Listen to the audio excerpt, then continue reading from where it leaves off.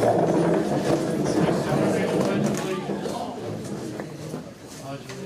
to the flag of the United States of America and to the republic for which it stands, one nation, under God, indivisible, with liberty and justice for all.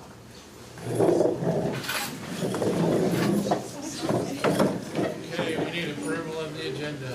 Moved. Second. All in favor? Aye. Opposed? No patron comments. Approval of the consent agenda. Make a motion to approve the consent agenda items as presented. Second. All those in favor? Aye. Opposed? All right, we're moving on to recognitions. Mr. Hayden. All right, we're honored to have some special guests this evening, that being students and their parents, to be recognized. We recognize students and student athletes at the beginning of the meeting. Great way to start that off. This evening we've got Mr. Heck from the Career Center. We're going to be recognizing the Skills USA Show My Age. Back in the day that was called VICA. And then also some FFA recipients there. So Mr. Heck, thank you. Thanks. Is there any way we can reverse the order and do FFA first? I've got one of my Skills USA kiddos is in the parking lot right now. Okay? All right, thank you so much. Several of you guys made it tonight. I appreciate you coming. Our FFA is probably our busiest organization on campus. The amount of time you guys all put in, absolutely incredible. First award, Miss Allison Burns, come forward.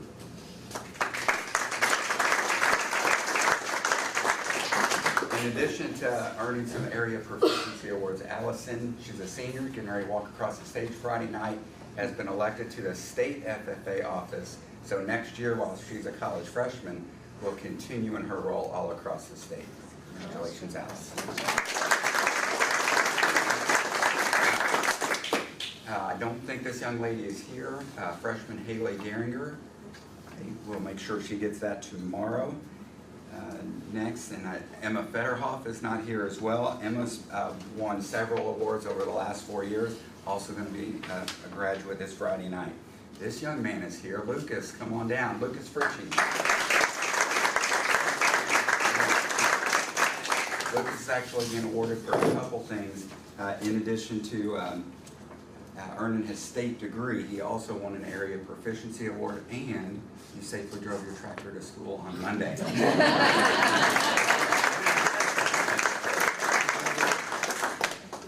Next up, Mr. Brandon Roth, another tractor driver for Monday morning.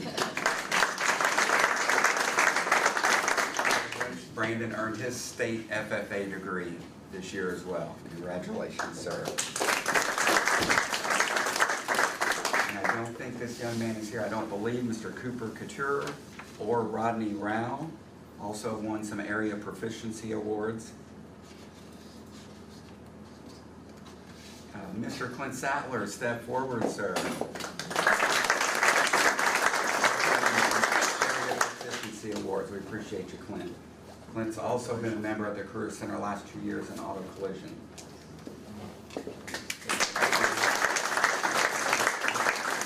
Next up, and I don't think this young lady is here, I don't believe, Brooklyn Huber, also won an area proficiency, and she'll be walking across the stage Friday night. Next year's FFA president is junior Chloe Mull. Is not present tonight, but she won an area award. We also had a senior named Abby Hoff. She's going to graduate Friday night, won some area proficiency awards as well. And also senior Madison Richerde. Is that the last one? Okay, I think that's it. One more round of applause for all of us.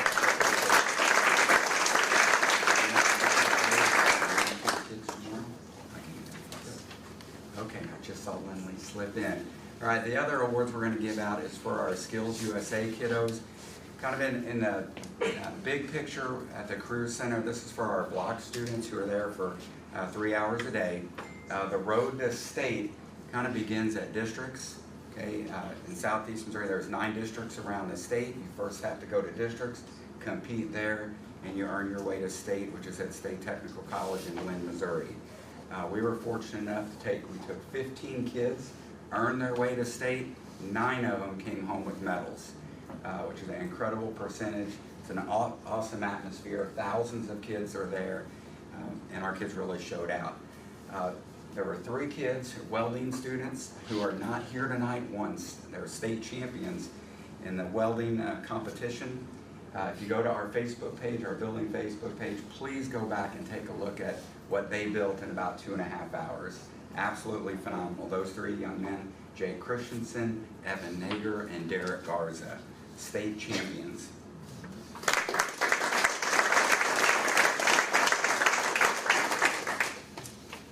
And we just had a state champion just slip in. Miss Lindley Seabaugh, come forward, please.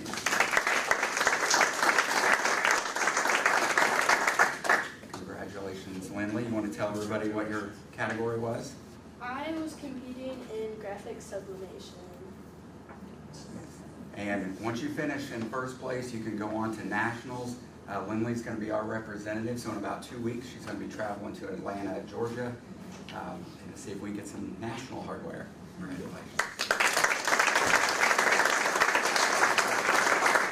Hey, Jake, come on up. We just clapped for you. This is Jake Christensen, member of our welding fabrication team, who's a state champion.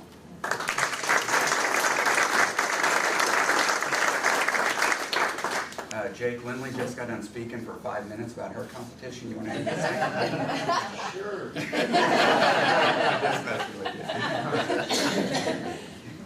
And then we had 2 other categories that won 3rd place at state. The first one was a team of 3 girls. I don't think the 3 were able to make it, but Ashley Berkheimer, Chloe Cox, and Sophie Versman won 3rd place in the vinyl competition. And just between us in this room, the chairperson of that event called us afterward and said, I don't know how your kids didn't win first. They were by far the best. But they came home with bronze and were absolutely unbelievable. We have 2 other young men here who won a bronze in audio production, right guys? So Mr. Tristan Ratcliffe, come forward. And also, come forward. I have you guys. You say where you were, Tristan. I have one right next to you. This is Hunter. Mr. Tristan. Tristan is used to it. I was at Meadow Heights Monday night presenting his award down there as well.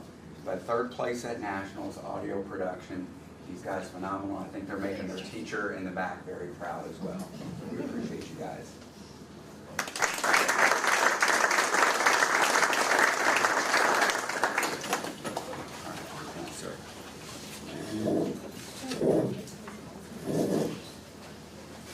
We can have all the people who are recognized go out into the lobby. We'll take some photos.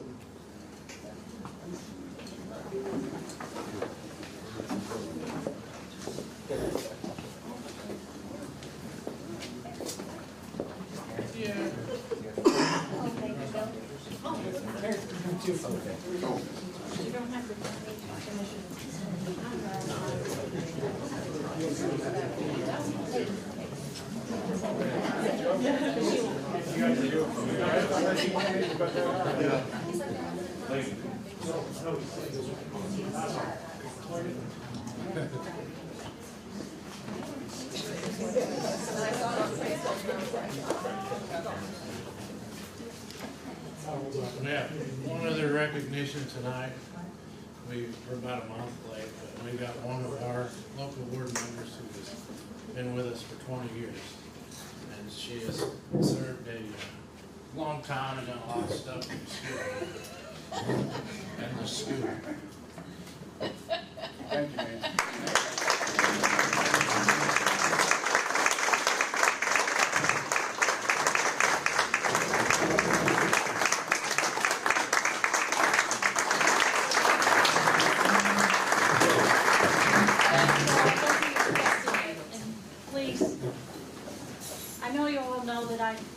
all you have to do is call me and I'm right there to help you.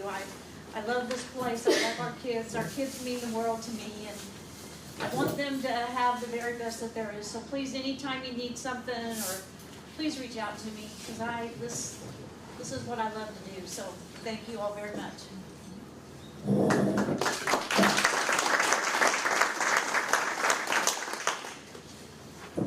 Next I want to schedule a roll call for a closed session to discuss legal, student, and personnel matters as prohibited by revised Missouri statute 16.21, section 1, 3, 6, 13, and 14 at the conclusion of open session.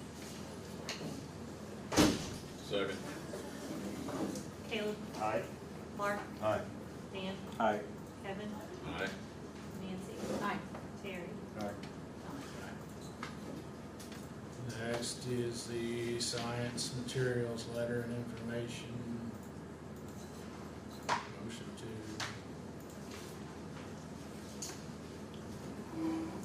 to. Looks like we're buying some new science Yes, materials. so we had that, the prior month, a preview for everybody to go through and look at it and answer any questions or anything. Teachers have done a pretty significant research study into it, and they're asking for the board to make a motion to approve the adoption.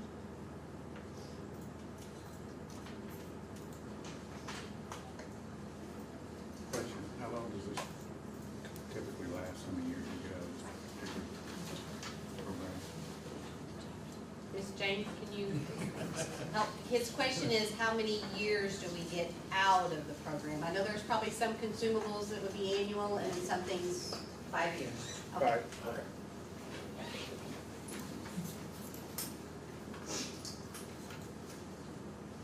Motion to accept?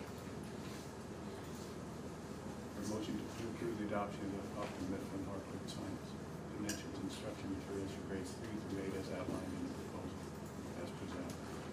Second. All those in favor? Aye. Opposed? All right.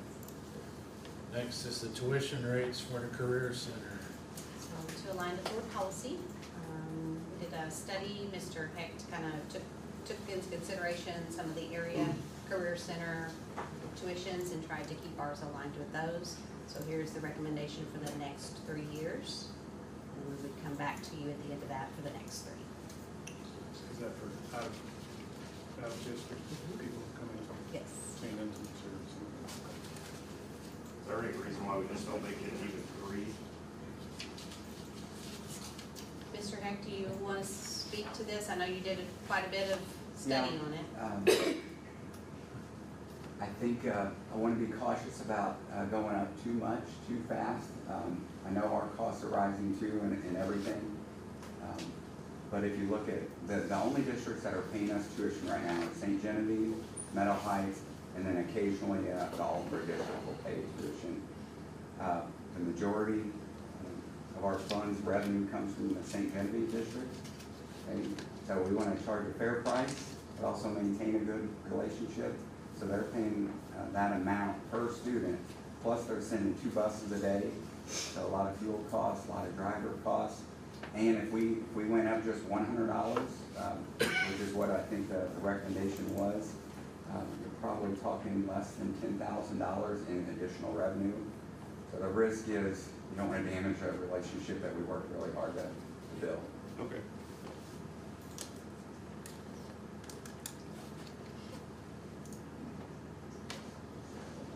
I make a motion to keep the tuition for the 26-27 school year at $2,800 and to increase the tuition to $2,900 for the 27-28 school year, 28-29 school year. Second. All those in favor? Aye. Opposed? Okay. Safety Director position. So our safety director, school resource officer, we've done a partnership with the city of Perryville, utilizing a grant that was a 3-year term grant. That grant had a gradual decline in funding, and so we have utilized TD SRO contribution funds to support that, and the grant will come to a close in September. So we are proposing, and as in the original agreement with the city, that position now becomes a district position. They will still receive all the credentials, all the posts, all of the materials and supplies that they need, and that will be provided by the city. But we need the board to agree and make a motion that we will accept them as a school employee, then we'll go back to their board for approval on their end. And if I'm correct, TG's already agreed to fund this position. Through the year 2035. So they're gonna leave the police department as an employee and be a district employee? They will be a district employee and they will be credentialed and posted through the city police Same department. as Officer Word? No, this Well, is, she this is Garrett's position, Right. currently Officer Schott's position, so he will be with the city police and she will remain with the county. So we've got both departments. Right, but it's a district employee, not a city employee, that's what this is. Does TG fund salary, benefits, everything? Or is- For this position out of that funding, yes. But that's just Garrett's position. Correct. And so this was the grant that was written, and Mr. Curry assisted in writing that grant and some significant assistance to that. And so in the beginning, it was more of a fully funded, and it gradually filtered off. So it allowed us to use the TG contribution to establish several other things budgetary-wise. So now we're able to transition that to the salary and benefits. And it'll still support some of the budget pieces as well. Is there any additional grants out there that we could potentially look at for us to get another SRO officer? I really think it's needed in the district this size and for everything going on. Is there any additional? We could definitely kind of see what's available and what was out there. This one, we had originally, as a district, was going to apply for and found out that we were not able to do it. And that's why the city agreed to partner with us. But we absolutely can investigate that and see if there's anything further.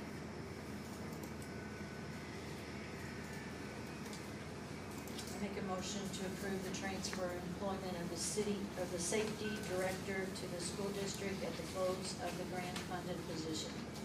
Second. All those in favor? Aye. Opposed? All right.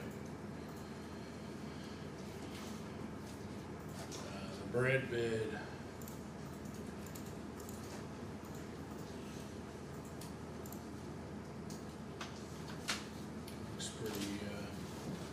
Looks pretty simple, to be honest, guys. Is this who we've been going with, Debbie? Or- We No. did use Flowers, probably about 2 years ago, we switched to Beambo. The first year they were really good, this last year I was glad that they came in where they did because they've not been very reliable. So I probably would have had to try to argue the difference there and if I got product or not. So I'm glad that we'll be able to go with Flowers again. They were very good.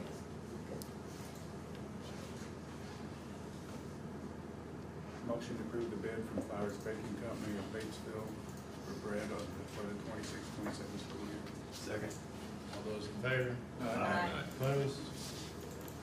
All right, next is the food supply. There it is. This is another one that doesn't even seem to be close.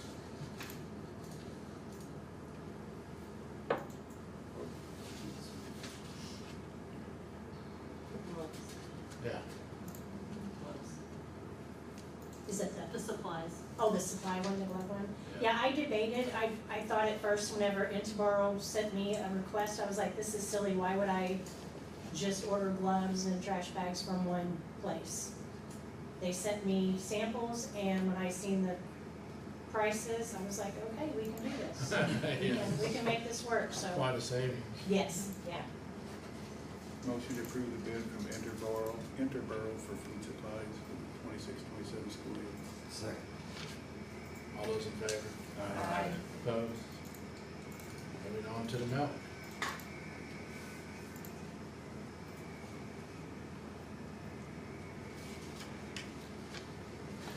That's the Only bid. only one number turned in, Yeah, and that's who we're currently using, so.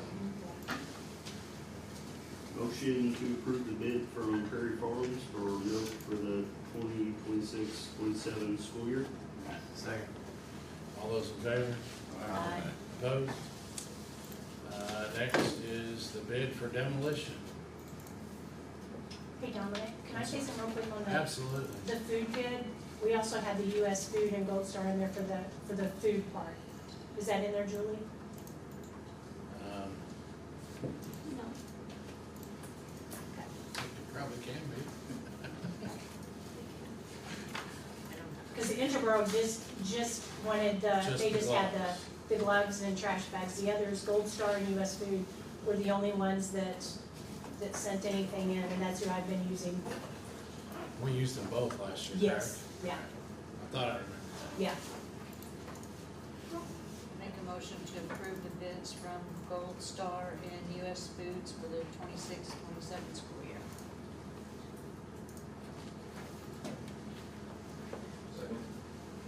All those in favor? Aye. Opposed? All right.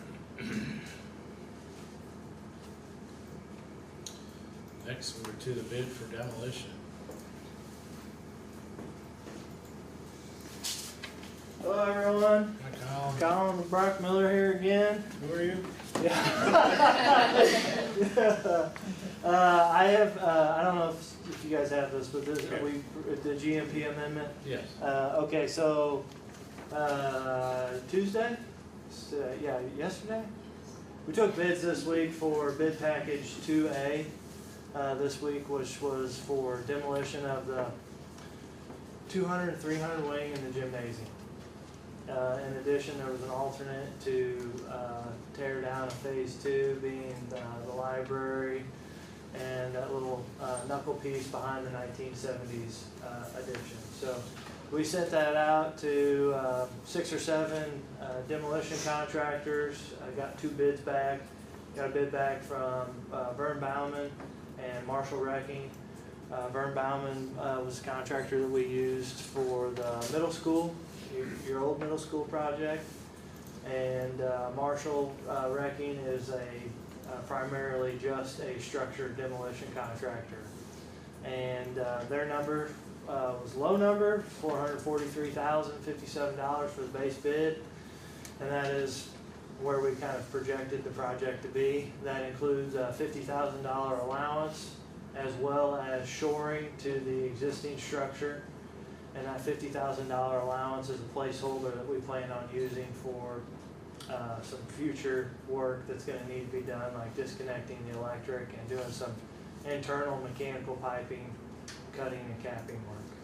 So we did that post-bid interview with Marshall Wrecking, and that Q&A is attached along with the GMP summary agreement. And we feel very confident in their ability to do this project and get it done on time this summer with little to no inconvenience to the district.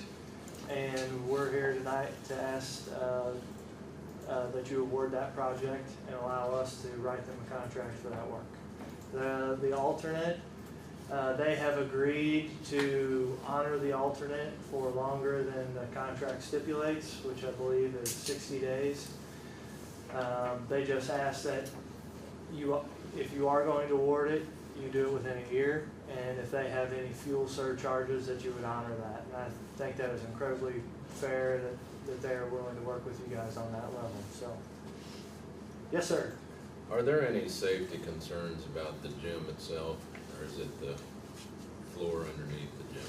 I don't know about safety concerns. Structural concerns. That I don't know per se that there's any structural concerns with it. Damage that I've seen or that's been reported.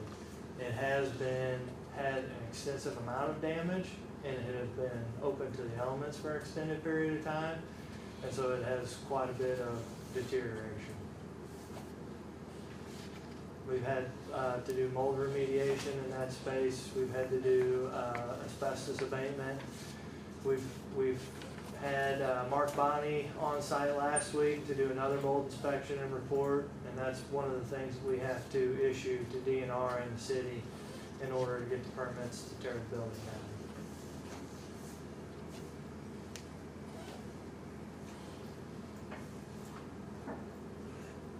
Do you have the report yet?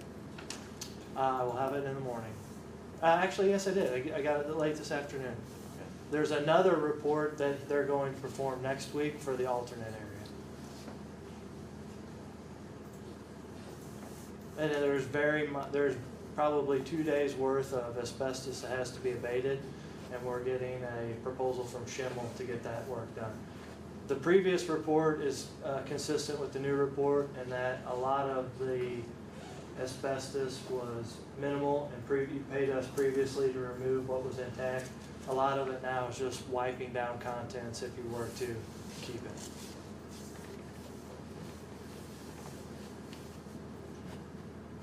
That in the lower level? Down. That is the lower level below the gym and the whole 200, 300 room.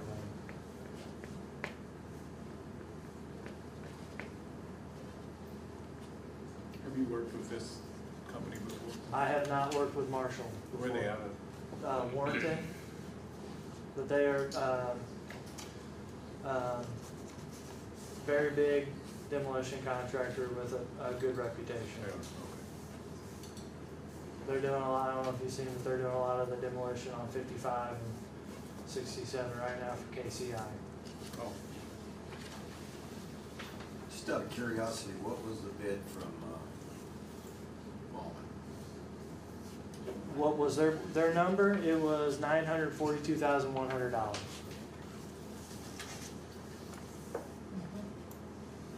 more than double the other. Yes, sir. They must be busy. They're busy, and that is part of it. Not gonna lie, it's part of it. This is a package that we try to get out in a hurry, and it's a time frame and such where people have already got a lot of work, and we're asking them to get a lot done in a short amount of time. We kind of expected that going into it. The other part is Bauman is not. They do. I think I've done 3 in 16 years. Done 3 building demos with them. They'll do it. They can't make as quick a work of it as like a Marshall It's not Wrecking their or specialty. Spirit. Exactly. Does this problem that you ran into last week, is that gonna be another, is that's not part of this tear down, right? That is not. That is not. We But have- if you were, if the scope were to change, that is part of the reason they have agreed to honor their alternate. And I will tell you that they've also reached out to us to say, if that scope would change and the timing would change, they would be giving you guys some money back to consolidate that work. Because right now they figured an extra mobilization, and there's a lot of shoring involved in this work to keep the existing structures intact, indefinitely in their case. So if we were to change the scope and do more, potentially some of that would come off and come back to the district. So if the other one has to be torn down, they decide to do it while they're on site, it's gonna be, Yeah, you would get a mobilization cost back and potentially some shoring costs back, and then the ad for whatever that structure demo is.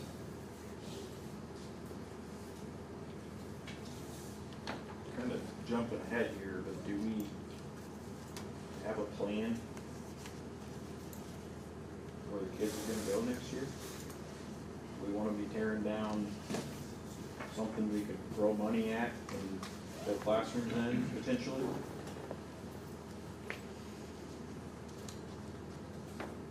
I don't think these areas structurally we can. they're not done it, there's, what, 60-some thousand uninhabitable?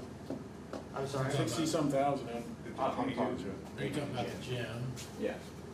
Were there not structural issues with the end of that gymnasium? I mean, the sun is shining through that crack in the wall. Yeah, the roof So system, I just wanna make sure that we don't misrepresent that. Yeah, I can speak to that a little bit. The gymnasium had a couple structural issues with it. At the end of the stage, there is visible light through a crack. It's a pretty large crack in the wall. We don't have any reason to believe that those walls are reinforced. So it's a very similar situation to our issue with the west wing. And then additionally, there was a large rooftop unit that was blown off during the storm, and we've not been able to get up there and to actually inspect the roof decking to know if there is any major damage to it. But the presumption is there will be some roof panels that will be replaced. Additionally, that building was built in the 50s. It was not built to any modern seismic code, and so we would have to go through a seismic analysis for that building as well, and likely end up with a very similar result of not being adequate. So it would likely not be very practical to retrofit that building for future occupancy either.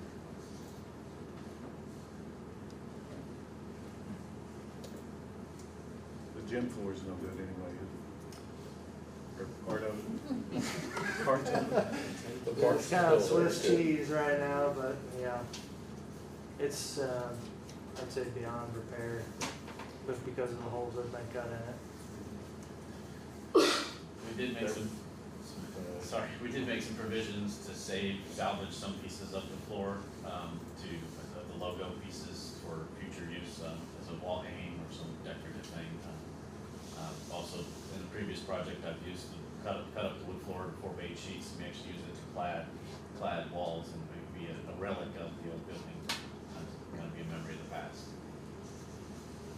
Another thing too is it's a wood floor. It's been in an unacclimated space with water on it. If that building was in good shape and it had a unit that we could turn on tomorrow, I don't know what would happen to that wood floor. Yeah, there's a significant amount of water that's been in that building, and that is a double layer of plywood, and there's wood sleepers on the bar joists, which are steel underneath, so, and there's been like I said, a tremendous amount of water running down through that building over the years, I mean, since the storm, but, and then there is another crack on the south wall of that gymnasium. You can see that going through that brick on the south wall. But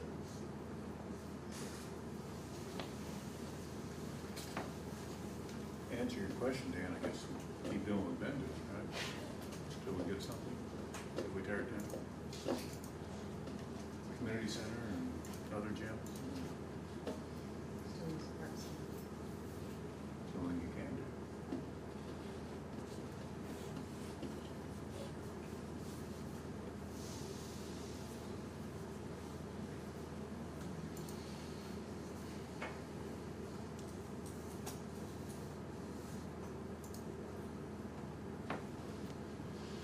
I don't know, it doesn't sound to me like it's a good building to save for classroom space. I agree, tearing it down before you got money or a plan to move forward doesn't, you start to go, wow, but if it's not any good, that's kinda like the 1970s one at this point. They had us move everything out here last week. If it's not safe to be in, is there any reason to hang on to it? Well, we've also, if you'll remember, we peeled off some of the re-roofs that were originally for that area because we didn't want to sink money into it. It was going to get torn down. So my concern is if you leave it, and it's going to become even more of a liability, an insured liability for the district. We've also turned it in on the FEMA 50% rural designation as well. Try to get the best out of FEMA that we can as well.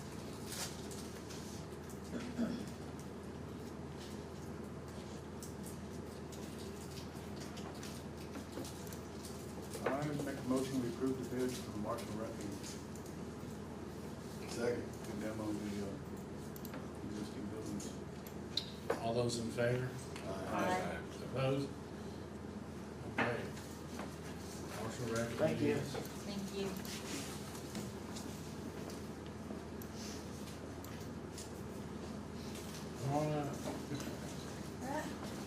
I had a bigger group that was supposed to come talk with me and Miss Robinson, but everybody's kids got sick, so.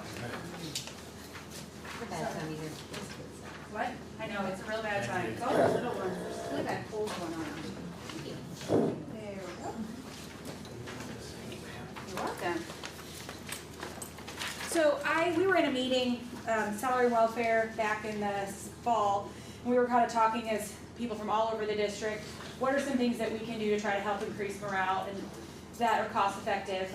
And so me and Ms. Robinson kind of put our heads together to kind of think of what can we do to kind of help morale and kind of boost it. So Ms. Robinson's going to kind of talk to you kind of about what our idea was. Well, I think, you know, those of you that don't know me, I'm Heather Robinson. I've been with our district for 12 years, and each year we send out like a staff survey and kind of get feedback, and one of the areas we look at is staff culture, morale, like keeping our teachers happy, retaining our teachers, and something that comes up every year is just giving teachers the opportunity throughout the week to wear jeans if they want to wear jeans. And, you know, evaluating it's like it's free, it's a huge morale boost, and, you know, even looking at the last year and a half of what our staff have gone through and the way that everybody's pulled together, and, you know, we're moving, we're packing, we're shifting, we're going, and I think, you know, it would just be a really big boost for our culture to allow teachers, kind of reward them with this, opportunity to let the teachers wear jeans throughout the week. I know several surrounding districts put out that, opportunity for their staff, and I know it was a big celebration, and a lot of the teachers were really excited, and I think. And that was one of the things we had looked in. Was there any correlation with districts that allow their teachers to wear jeans and they have poor test scores? And so you can consistently see that, like between St. John, Jackson, they're consistently higher test scores than us, and their teachers can wear jeans. So we're not saying that because you're not dressing as professional that that's affecting your teaching. We also would want to do it in like a safe. So I even found out this morning that the city of Perryville just passed a thing called Dress for the Day. It's a new policy they're putting in for city employees that they can wear jeans.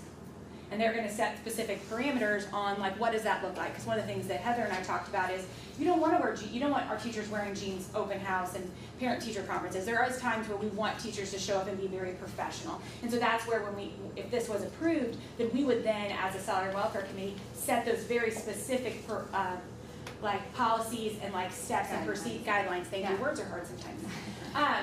That we would set those guidelines for what that looks like. It'd be the same thing like we do on Fridays now. You're not wearing jeans that are inappropriate, that are distracting, that have holes. You're dressing nice, but it would just be that jeans would maybe be an option through the week instead of doing it on Fridays only.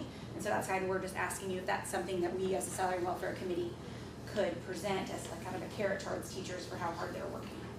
You haven't set any parameters yet as far as when and what type of jeans? And right now you can wear jeans on Fridays is what is the option, is our Dress for Charity, and you can pay for $1 to wear jeans. But for your proposal, you don't have any criteria that says? No.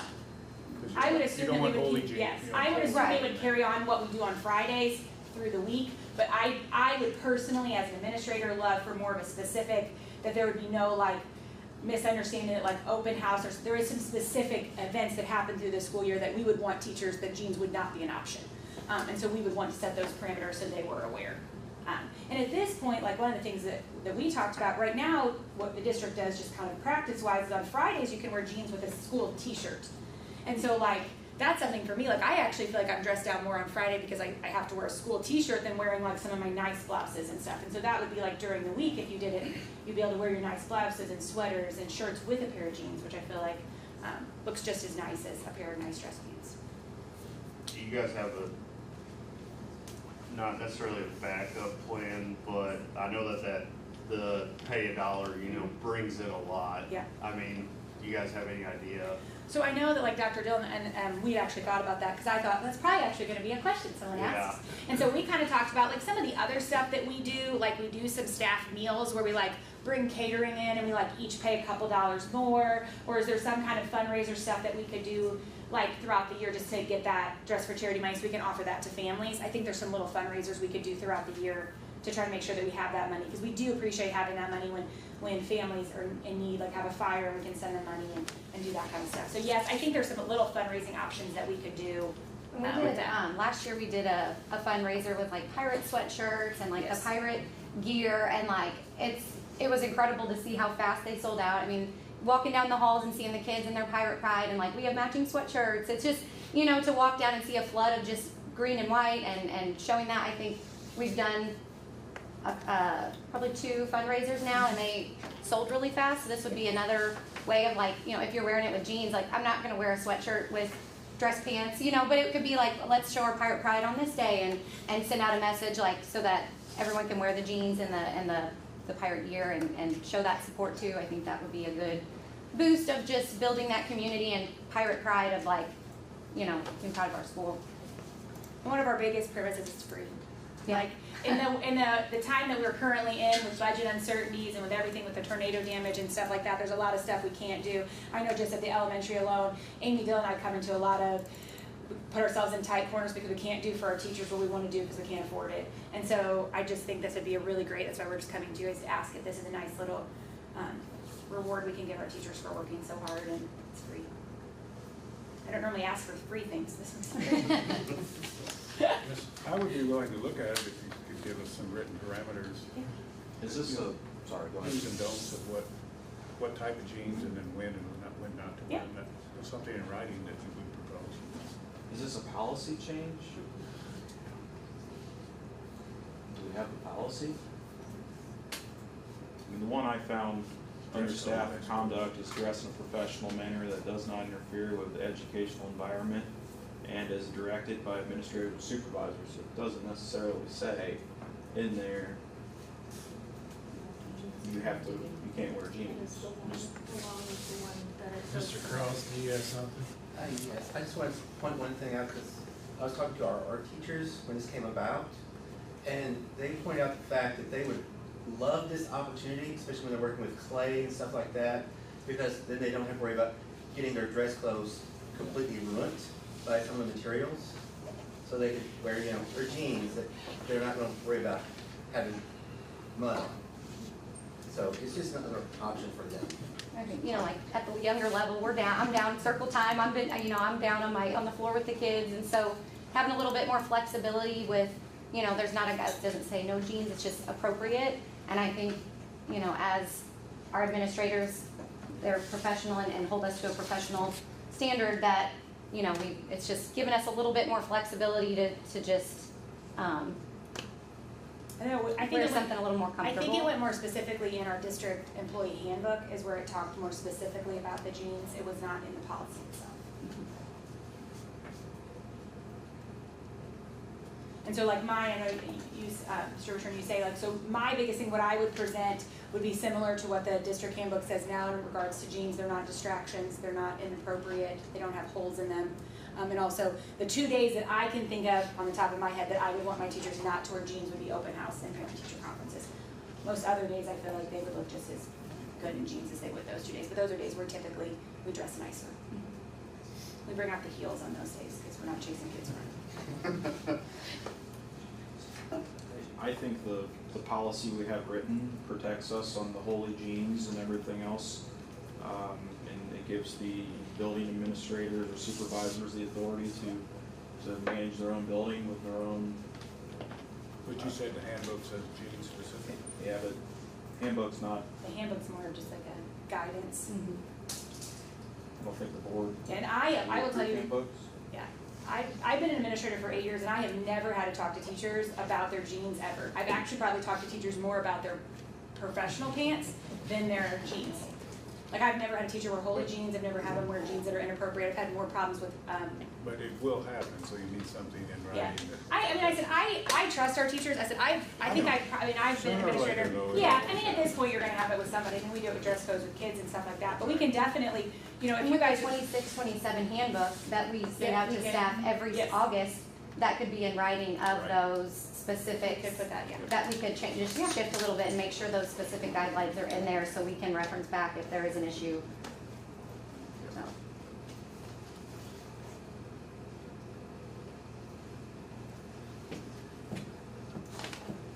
I personally don't have a problem with it, but I'm kind of like Terry. I'd almost like to see that wording of the days that are not going to be allowed and the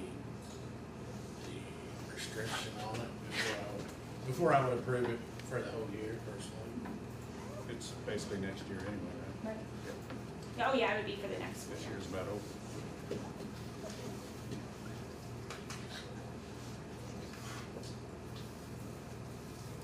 Any other comments, questions? No, I don't see anything wrong with it, if we just do. I think you're gonna have to be Exactly, specific on yeah. the holes on jeans. Because I mean, some jeans real tiny, other jeans massive holes. So I think it either needs to be no holes or no holes. Absolutely, You know? yeah. Yeah. I think if they could get us something for the next week board meeting.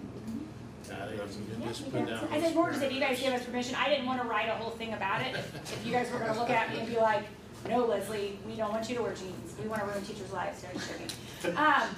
But if you guys want to us do that, Heather and I will go back to the drawing board and talk to the group that we've been working with, and we can submit something to you guys in June. That work for you guys? Sounds good. Okay. Thanks, guys. We can do it.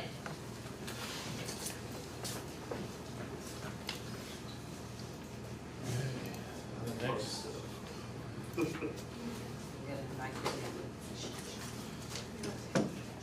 next one You're gonna is tell me every time, and I'm still gonna move.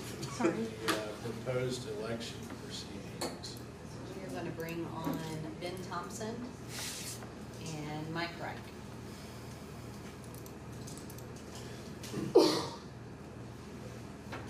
Ms. Ben, the bond council. Yes.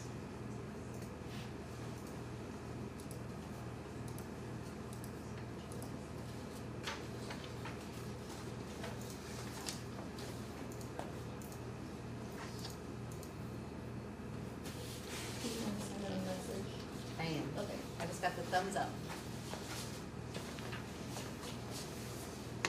Did you click to let them in? Did it give that prompt? It hasn't yet. Join the club. You're welcome.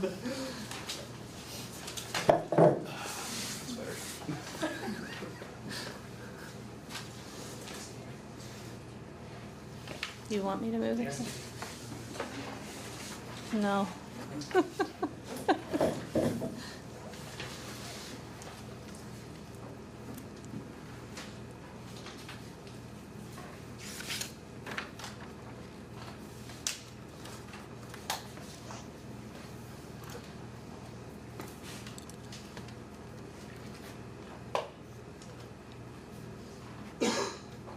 You have a little message up in the corner there. You sometimes we have to. Oh, there it is. I see it. Let them in.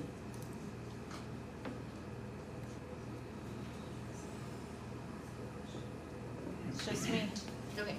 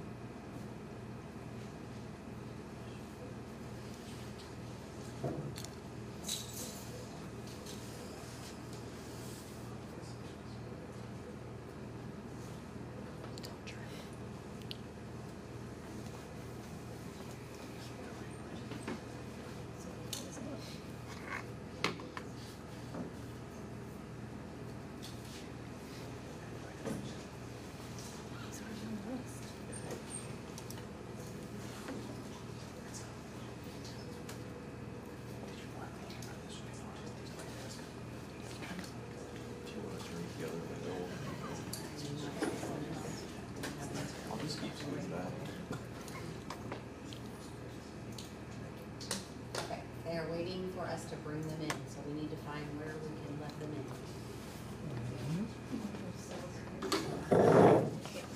I don't see him. With the three dots, is it on the three dots? Yep. Nope, they're not here. I don't see him waiting.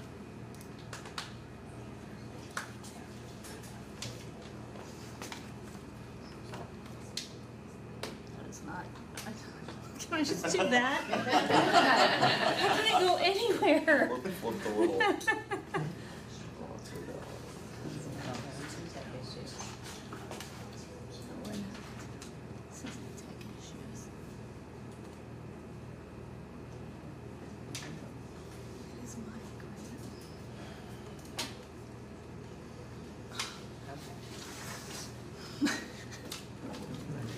Aaron, go get it set up and come back with it.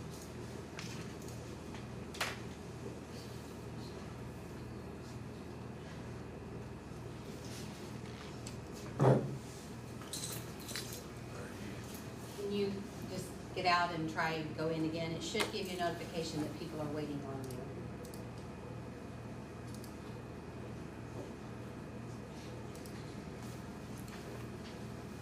That's what I did long ago. And then up at the top.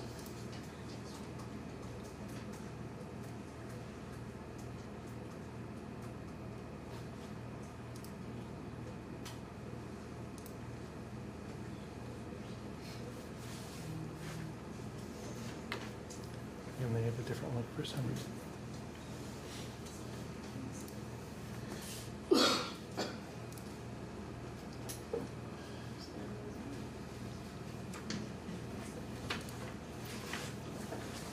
If they clicked on an old link. It might be in a new. Connor has to resend it. You should have gotten a new email with a new link, just to make sure. I'm already on this one. Okay. Go get out and go into your calendar. Just leave this meeting. Like hit your red hang up button down here in the middle. You want to- Are you talking to me? Yep. I'm sorry, I thought you were on the phone. Now, if you need to go back to the calendar invite, can you pull up your calendar? And then make sure you're clicking on the right one. Looks like there's two different ones. Well, And then join the Google Meet. And then when you join, it's going to, no one else is here. That might not be the right one. Try the other one. well, it's just my calendar versus, Oh. It's, you have,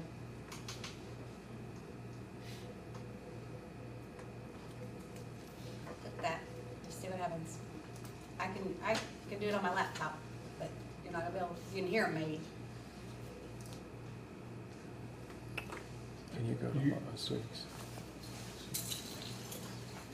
Can you send her the Can you invite? go to our last one? Yeah. I'm curious. he just answered this one today. Hang in there, we're still trying.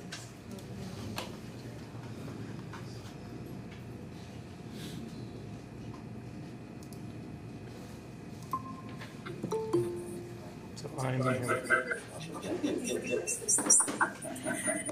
Let me call. He has the wrong link then. Can we re-invite him again?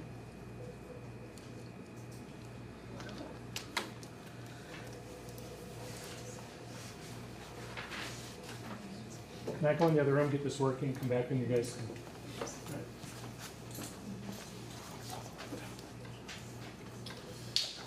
Before we get them on the phone, everybody's had a chance to look through this, or their thoughts, or comments, questions, concerns. So we provided a paper copy from the packet that Mike emailed everybody. Out of that packet, you have the summary of the financing scenarios, as well as the tax levy comparison to other schools. And then the 3 different ballot language options. And then I have copies of that for you all to pass around. So one is the different financing scenarios that are available, and this is the tax levy comparison to 30 other school districts around us. That's where we currently sit now.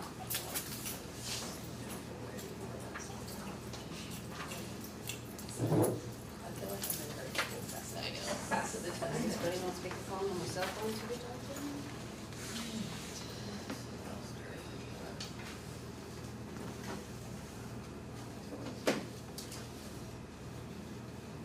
So this document that has the different question, the top one, the GO bond election question, just kind of go in order. And then the next one will be the one in the middle with the new ceiling, and then the one on the back is 2 temporary levies. That kind of lines up with the ballot language that would match with those 3 different financing scenarios. The ballot language has blanks in there for the different dollar increment amounts and the cents on the levy amounts. Did they have a scenario with no bonds of 20 cents supplement? I did not get that. It won't do it? I did not get it. Oh. I didn't. It should just be 10 cents less than the net.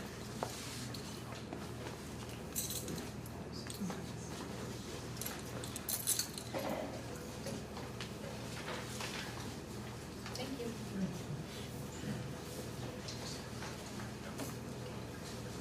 Can you hear us okay? We cannot hear you.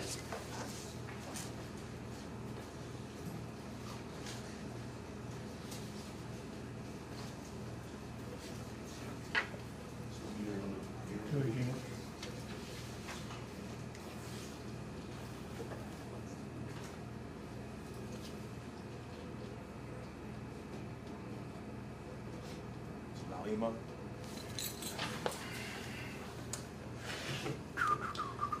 third choice is gonna be the easiest sell. My concern about that is the amount that you have to ask for. I ran on my own taxes on my house, I ran each scenario, and actually the third one you pay over 20 years, it's not very much money, but you pay about $1,200 more than what you do with it falling off. Share the numbers if anybody's interested, but.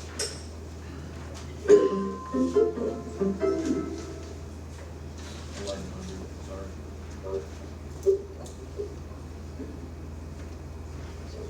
My concern is that we failed a 41-cent tax levy to generate 52 million, and by going with the third choice, we have to ask for 45-cent tax levy to generate 35 million. I don't think that's a good plan. I think it looks really bad. That's, I mean, my opinion. Well, Might as well. we talked about having, 4 million that we could pull out of the Fund 1, put into Fund 4. That's,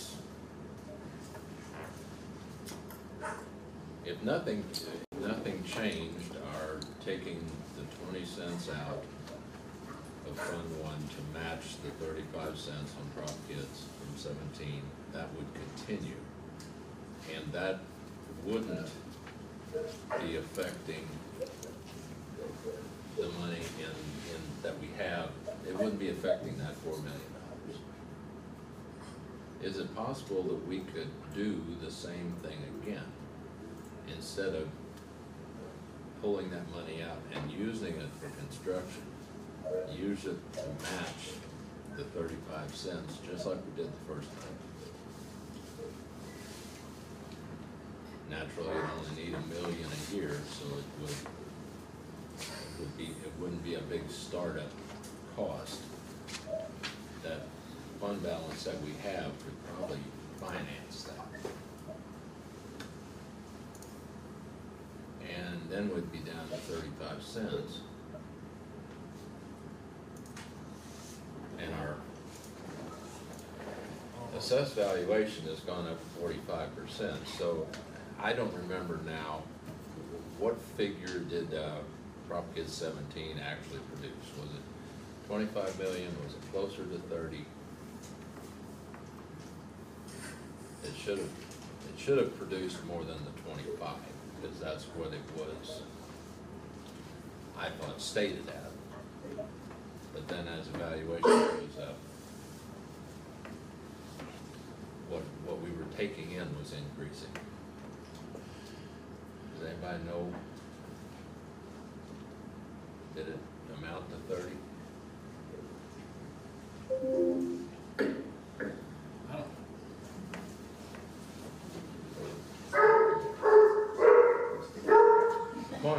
Point would be as high as our assessed valuation is now, that would produce way more than that 25 or 30 million that it did in 17. But I'm sure that Mike's taken our assessed valuation into account when he's generating these numbers.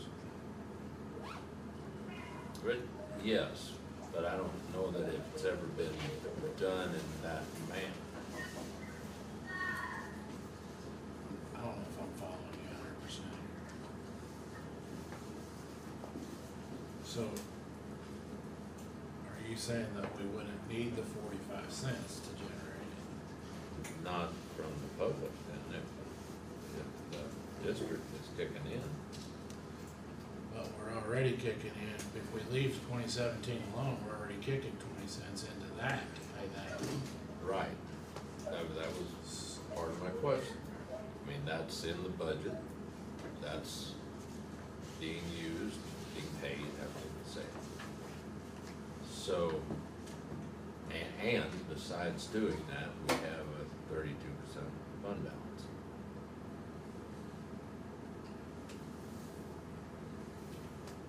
So is that too much of a drag on budget or not?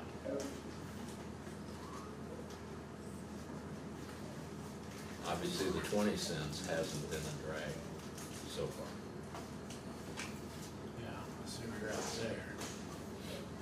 So are you saying put 10 cents more in it? Either way, 10, 20, I was just looking at that as an option. Because we were talking about taking money straight out of the balance. For one time. Right.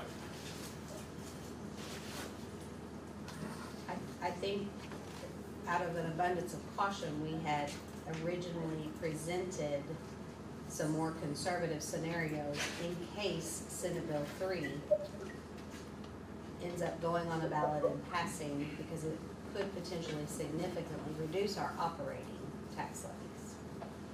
But we agree that it doesn't appear as if Perry County at this time is going to propose putting Senate Bill 3 on a ballot.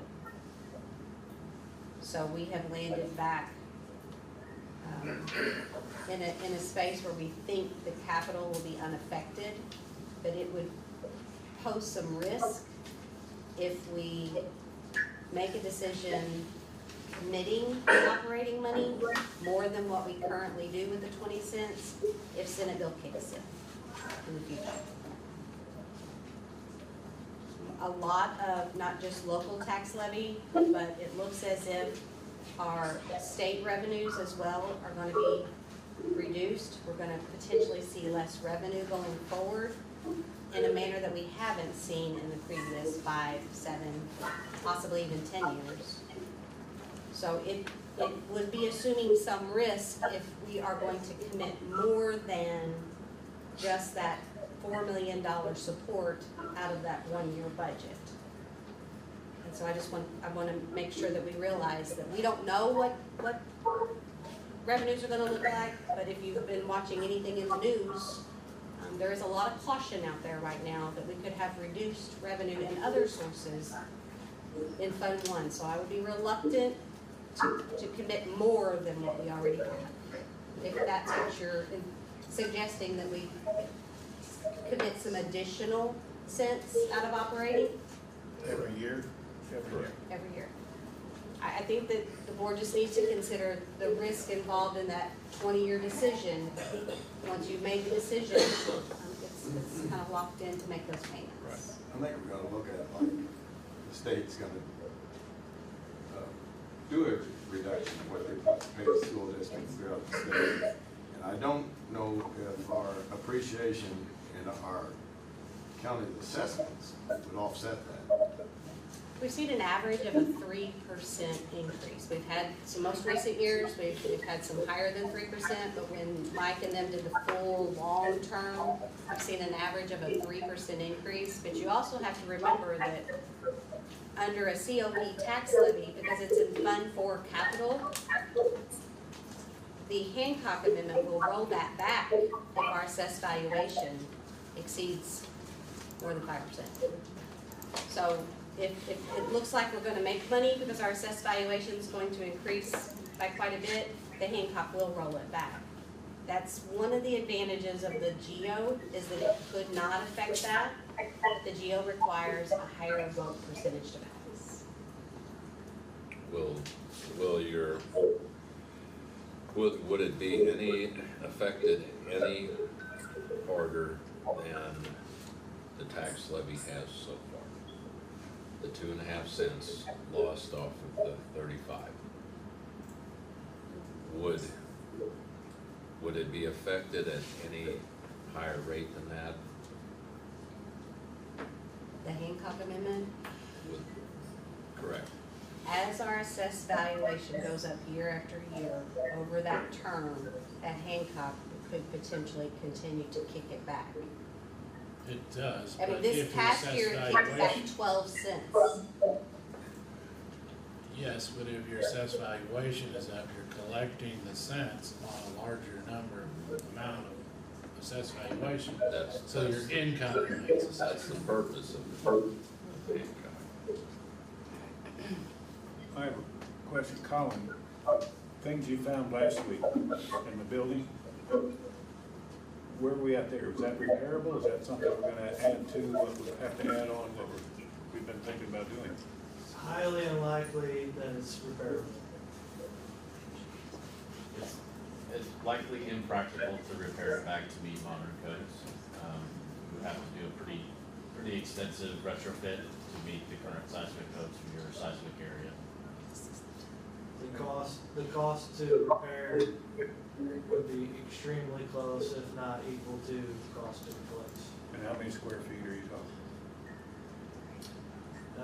That portion. That portion was about 23,700 square feet. So we have to figure that into whatever number we. We would do the difference between the repairs per square feet Yeah, versus it's the new about square feet. an additional $200 per square foot for that space, so somewhere between 6 to 8 million in hard costs. I had it at a larger square footage, but at 23,700 square feet, it's $4.7 million. And if FEMA kicks in and takes care of 75% of that, that would leave the district with $1.1 million that we could come up with. You were talking about a renovation cost Yeah, per square foot, about not a new cost. So the figure that I use there, Stephen, is $200. Yeah, he's taking the difference. Because he's talking $375 on new construction, $175 on remodel, so I use that times $200 per square foot. We came up with that number. So that $1.1 million, in my mind, we could get that out of the $4 million. Is this a separate FEMA project because we're just finding it, or? No, they have actually asked us to roll that area, which we've been calling Area E, into our calculations, the 50% rule, as well as take into account the other areas. So they want us to actually include every one of those various areas that we have, A through G, for the high school. So we're gonna put them together individually, like we had done before. Then they asked us to combine it. Now they are asking us to present all of them individually and a combined, and we want to give them our file. Because what they're gonna do is they're gonna create a new damage assessment report based upon what we have in our numbers for the repairs. So they'll have the individuals as well as the total. So I don't know what that request is coming from on their end of it, but my guess is they want to see, because we had originally 2 alternative projects. They said, no, let's go ahead and include those. And by asking for each of these individually, it tells me that they want to look, I think, more holistically at that building and see how they can contribute to the project. So it's not gonna change our number drastically, is that what we're thinking? I personally don't think it will. I mean, I'm 1%, and I don't think it will. Because when I heard CJ for the last 2 weeks saying basically anything that you get right now, you're getting 3 for 1. Or, every 25 cents you get, you're getting $1. So we feel safe staying with the number we've got, correct? I think so. Because that, again, my simple calculation, just over $1 million, we found that last week. Right.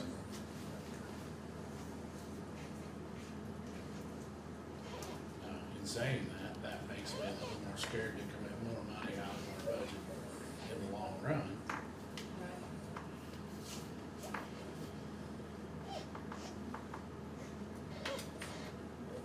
Okay, who's up next?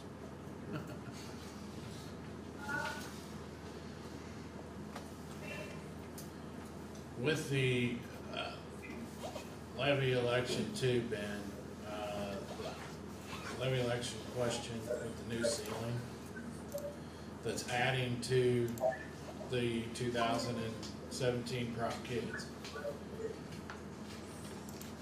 That particular one asks for a ceiling raise rather than with the result of cents versus the back option where it asks for cents with the result of the ceiling.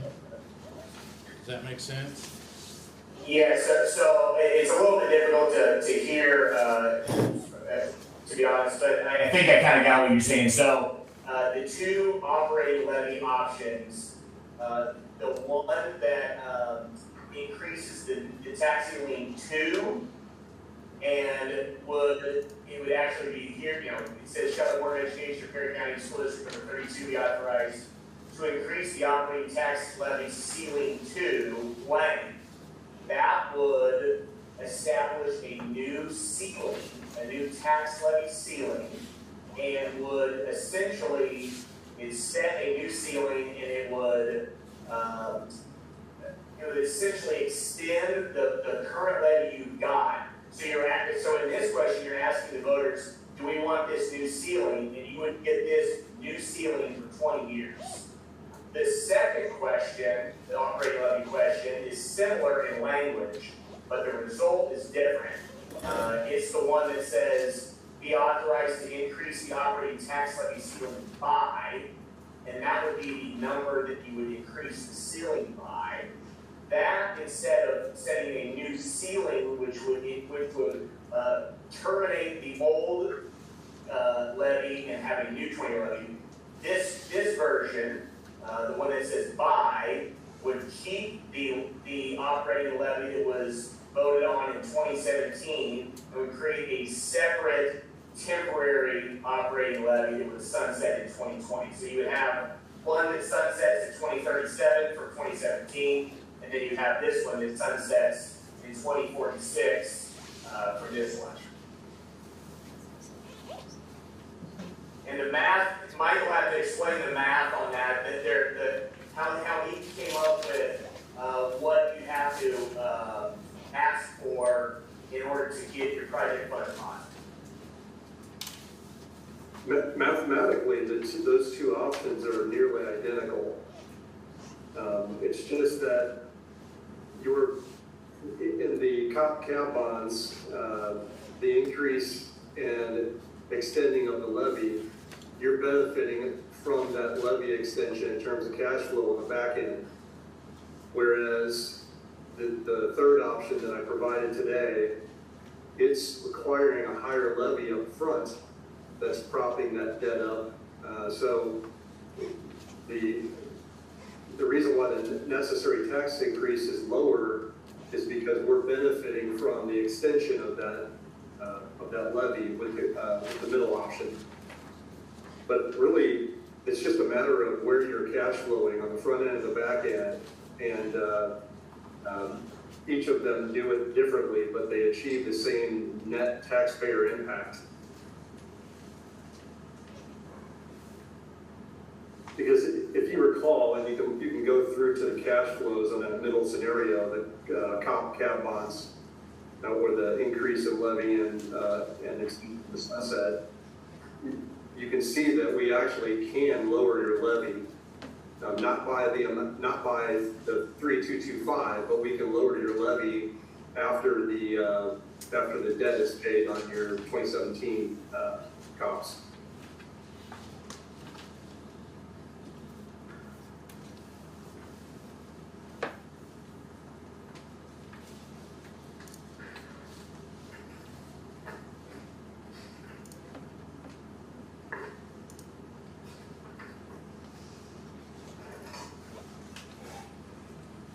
Mike, is there a reason you didn't run the 20 cents out of operating on the GOs and you did on the COPs? You only did 10 cents on the GOs? Yeah, so I was limiting the 10 cents on your GO because of some of the threats that Dr. Jones was mentioning a little bit ago. Rather than take all 20 cents and put it into your debt service fund and run the risk of lowering your operating levy to prop up the debt service with some of the revenue threats that you have. I mean, some of them will happen. Senate Bill 190 will happen. We know the SAT is going to be lower than anticipated. So we've got a question on the ballot with regard to removal of or elimination of the state income tax. And there's a lot of question marks right now. So I was trying to leave some of that in the operating fund to guard against that. That doesn't affect the COP? No, because you're already in that situation with the COP. Just moving 10 cents over to prop up your debt service levy was helping the debt service cash flow, but also preserving some of your operating revenue.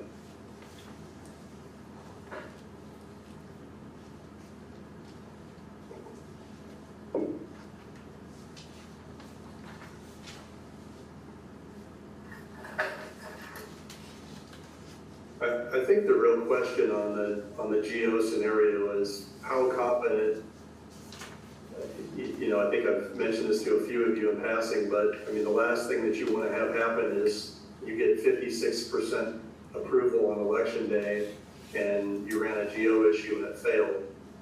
I think that's something that probably keeps us all awake at night. But that's the real question with the GO scenario. If you throw out the fact that it's a supermajority requirement, it would be the best, most fiscally sound move all day long. But if you can't get it passed, it's not gonna help you. That is 100% my concern. That's mine too.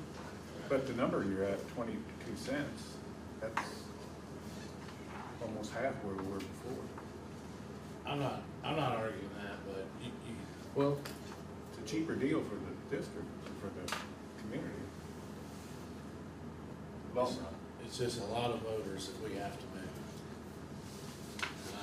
Man, that would be a bad night if we got 57% lost by 0.14. Well, yeah. I mean, I get. You're talking about You can get 49 on the 52, Well, I know. you're talking about the first option and the second. Okay. The first one too is not protected by the Hancock Amendment. I think that is a concern for community members. I do too. I don't think we'll ever get past this. What? It's not protected by the Hancock. So you go with the general obligation bond, the Hancock does not have to kick in. If the assessments go up,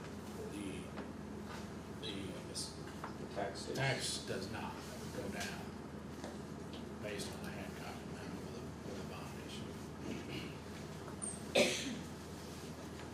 I mean, I think if there's ever a surplus of money, the board can elect to lower that rate, but the Hancock Amendment does not affect the bond issue. Yeah. Well, one thing that makes it look cheaper is the fact that the first scenario's got the 10 cents from operating, whereas the third scenario it doesn't. But the third scenario already has the 20 cents coming from operating because you're keeping it. You're keeping the 17 and adding a second levy. Yeah. So you're already committing 20 cents For the next 10 years. for the next 10. What about, just kind of going off of what Kevin said, on the third option, because under this option, the 20 cents ends in 2037. But what if we looked at an option, I hate to throw another option here, where the 2037 extends the next 10 years? What would that lower that by? So you're saying if we went with the third option, but we added 20 cents from the district's budget from 2037 to 2047? Correct.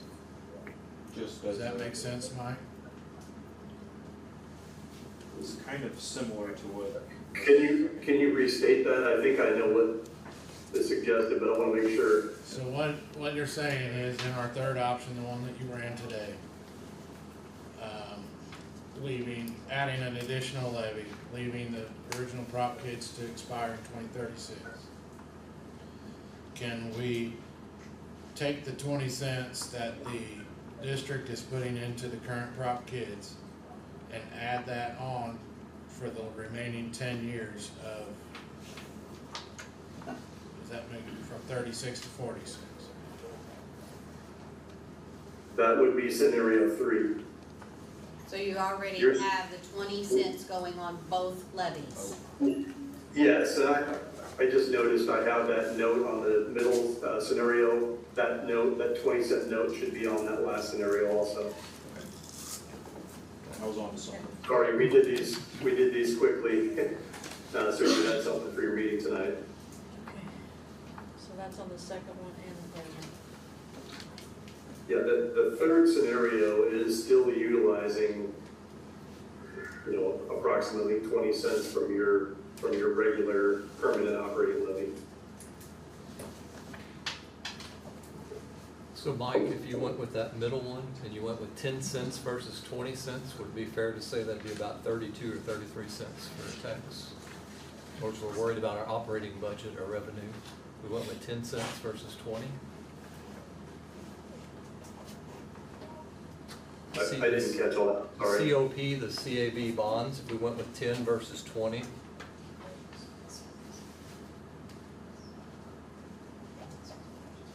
Oh, okay. The number would be, the tax increase would be higher. right, around 32, 33 probably, if you guesstimated. That's for the 35 million. That sounds reasonable. If you're voting on something tonight, though, I would rather have the numbers run.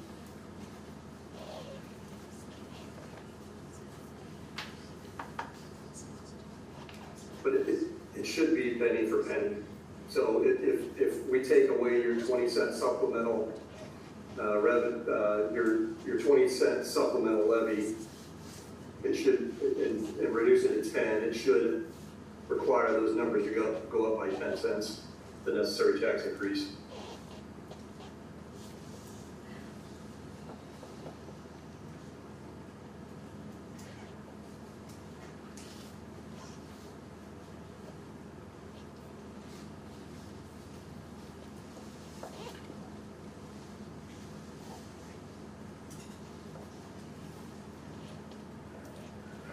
I like the, we've been talking about this for a month. I like the middle option, 2215, 35 million. I think between that and FEMA, we'd be able to build everything we want to build.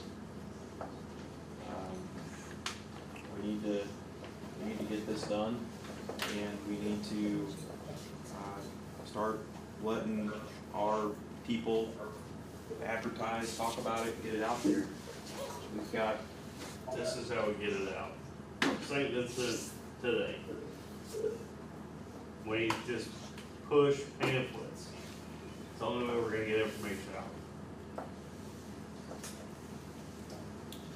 I like that scenario too, Dan. I mean, I've heard from a few people that said, hey, let the original prop kids from 2017 die. But I think if you leave 32 cents on them and add 45, come back to them on the ballot with 45 cents after 41 failed, it's not gonna look good. Even, it's gonna be very hard to explain. I think if you go to them and say, hey, we did our homework, we got somewhere with FEMA, we can go from 41 cents down to 22, we can get this new school. I think that looks a lot better, and it takes the simple majority to pass. I guess the only question I have is 35 million enough to fund the project and keep it going? I'm trying to talk loud so they can hear us, but is that enough to do what we need to do when we're banking on, and the other side of this is you're banking on money we don't have. We're banking on FEMA, banking on government, let's be real, to do what we hope they do. So what do we do if they don't? Well, right now, you can't count on FEMA money. Right. Yeah. There's no bird in the hand, there's three in the bush. So could you go up to a higher amount, but it'd still be a lesser tax than what was asked for? To give you a buffer, and if you went with the higher amount, could you communicate to the public that the board would somehow try to resolve that when the FEMA comes in, that it would pay the debt down. It's a hard sell to the community. I don't disagree with you, but I think it'd be, this is about half. To me, half feels pretty good. I think you're banking on people's trust, and I don't think we have it. We're also banking on a cash flow that we don't have. We're gonna start a project without enough money to fund it, in hopes that the FEMA money flows in at the right time. We've been told it's coming, but it's just a risk that we need to realize. We're assuming that it's going to come in the right time for us Do through we the have process. any, I know we'll probably talk about this in a minute, but while we're sitting here talking about it, do we have any updates from FEMA on, okay, We're supposed to have something 22nd, if all goes well. the rumors that we have, so. Okay. That's There's best not I been can any give you, but- update other than what the board received the other night. They are working. They're guaranteed to be open until May 22nd. We've been told that our new project manager, which started on Monday, if there is a furlough, he will not be in the first level. He will still continue to be able to work on our projects, but we will not be able to communicate with him after the 22nd, if we do not get a decision before then. We are pushing very hard. A lot of legislators are trying to lean in and impress that we need a decision before that.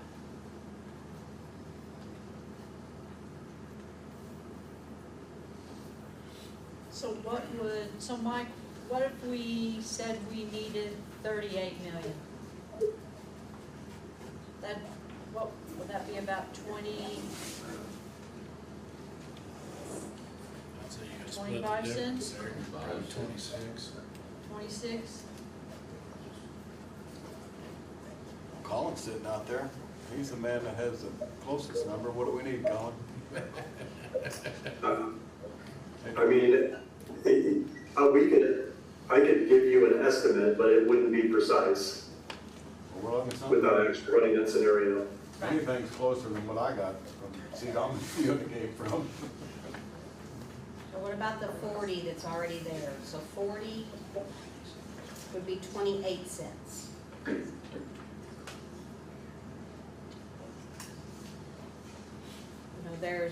Under this scenario, it would give you 40, it would generate 40. We've talked about how there could be a transfer of up to another 4 to help with the cash flow, if needed as it comes. If not, we sit on it for all the other unknowns that could happen.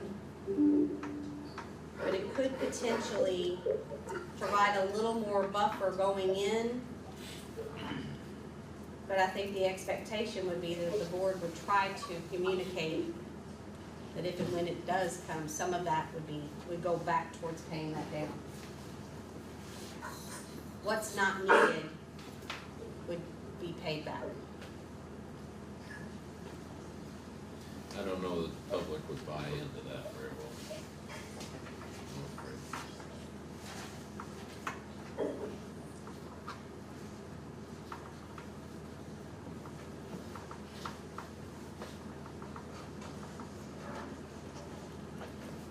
Well, I think if we came together as a board and said that our plan is, if FEMA comes in higher, we're gonna give it back to you, is a much better stance and statement than we gave the last time.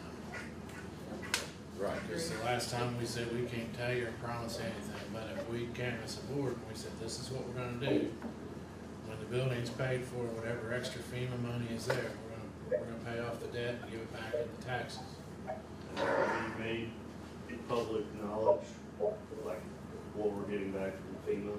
Sure. Yes. Yes. I mean, I'm just saying that would help. It's unlike the insurance, you know.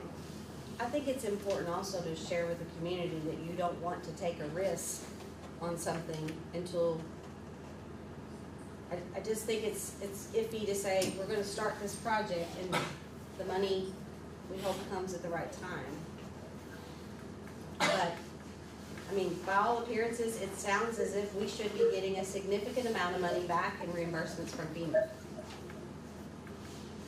So if we do that, and and we do 28.75, the board has the authority to lower it as low as they wanna go, but they can always go up to whatever the ceiling is. So, Within the state auditor's deal, so. The Hancock Amendment could Sure. bring it down to a lower level, and the board could go up to that, but the board could roll back, a voluntary rollback. yes. Every year you could make that decision as well. Pretty sure when we looked at it last time, even the 17 prop kids that was passed is 35 cents. We never one time collected 35 cents. The highest was like 34.6. Correct. But that comes from the state auditor in those calculations. That's, we honestly don't have a ton of control over that, or the ceiling part of it. But the state auditor will be fine when you charge it less. Sure. I think FEMA reimbursements need to go into the new facility. That is why we're getting the FEMA reimbursements. And maybe hold the 4 million back and do some on-campus repairs or updates or whatever, but, I think you're gonna sell it to the public, you gotta tell them those FEMA reimbursements will go to lower your mortgage, principal payments, whatever. I think that's the only way it's gonna pass, but that's just me. Yeah, so you're saying basically, when the FEMA money comes in, we're gonna put it towards the project, and if that means we can lower your tax levy because FEMA came in strong, then we will do that. Is that what you're? Well, I'm not saying so much lower the tax levy, the school's gotta operate, I mean, it takes money, and that's what's getting cheaper. Every time I turn around, things are going up. The only bargain of the day is that Dr. Pepper out of the road is for $1.05, and that's one of these days.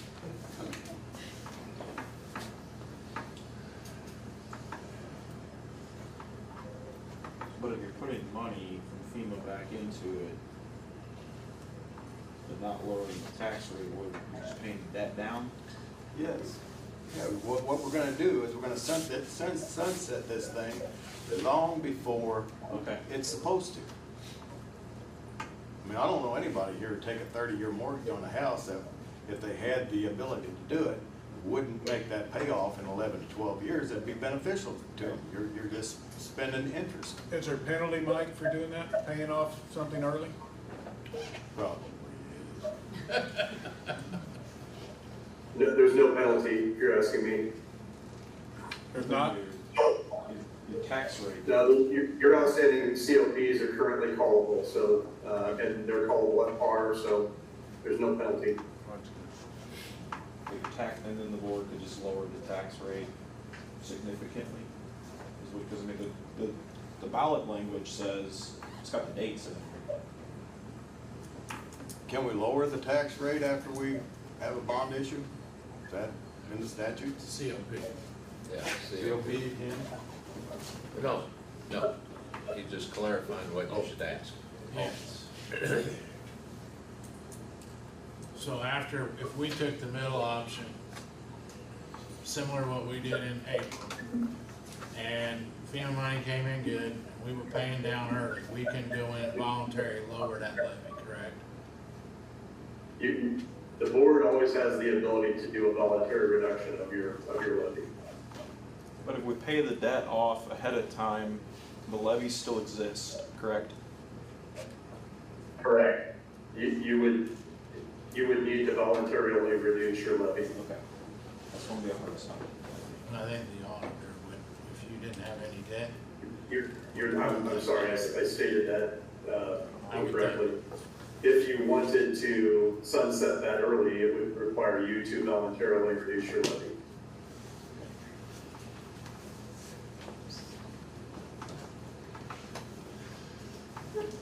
It's a lot of trust and a lot of trust in the future board.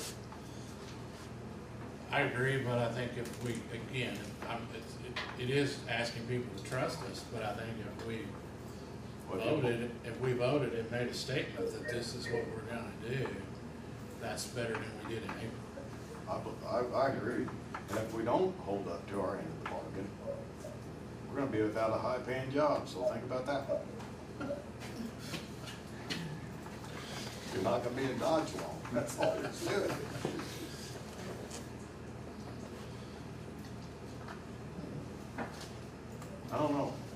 I mean, is there any analysis we could run to tell us 35 million to do however big a project this is now? That would tell us the payment schedules and, or 40 million, and what would the difference be?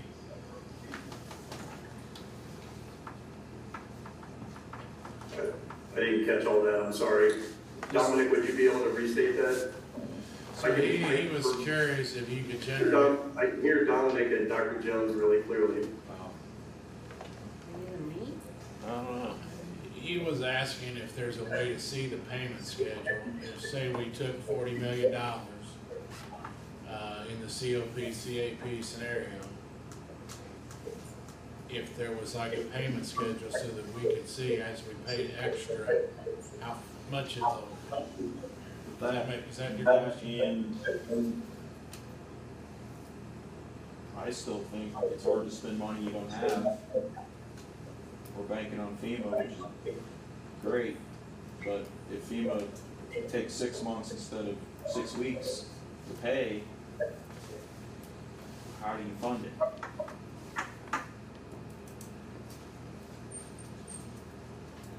Go local and get it till you get paid. From a cash flow standpoint, we can get the money locally. Okay. That requires having commitment from FEMA that we're going to get reimbursed. You need that email. But you'll get it. Just I talked to one local bank and they said they'd get us the cash flow. Okay. Good. Makes me feel better.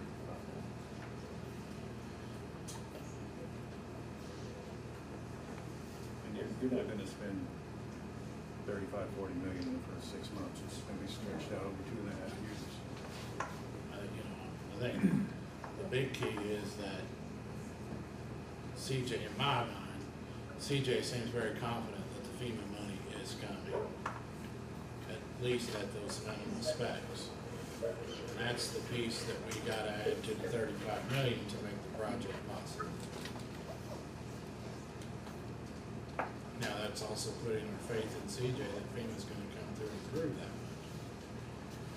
But he seemed very confident.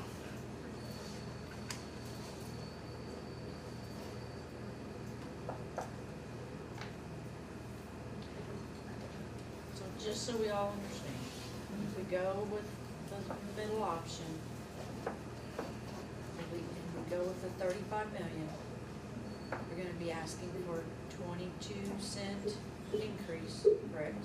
Right. And our prop kids for 2017 is gonna be extended. Yes. So. So you've got 54 cents for 20 years.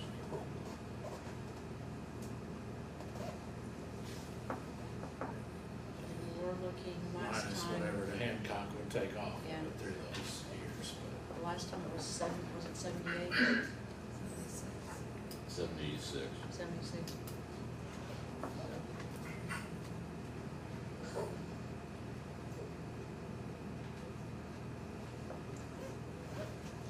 We're on there 21 cents. Yeah.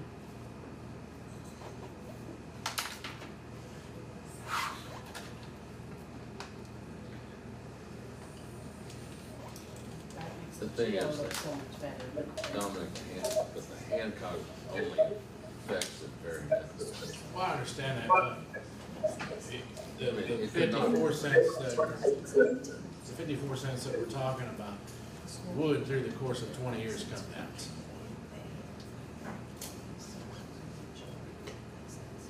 Due to the Hancock. Right.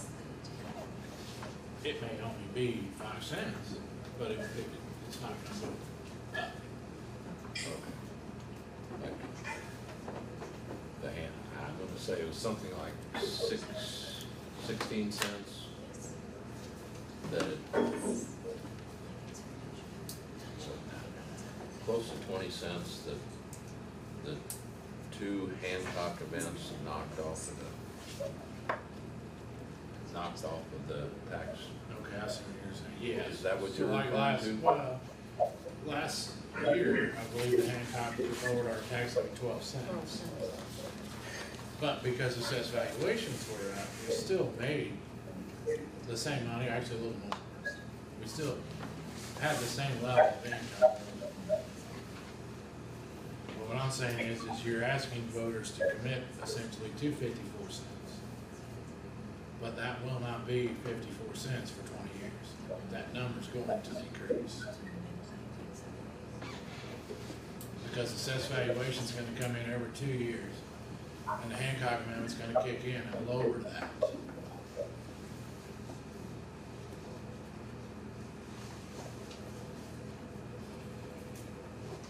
I mean, based on history, that's what's gonna happen.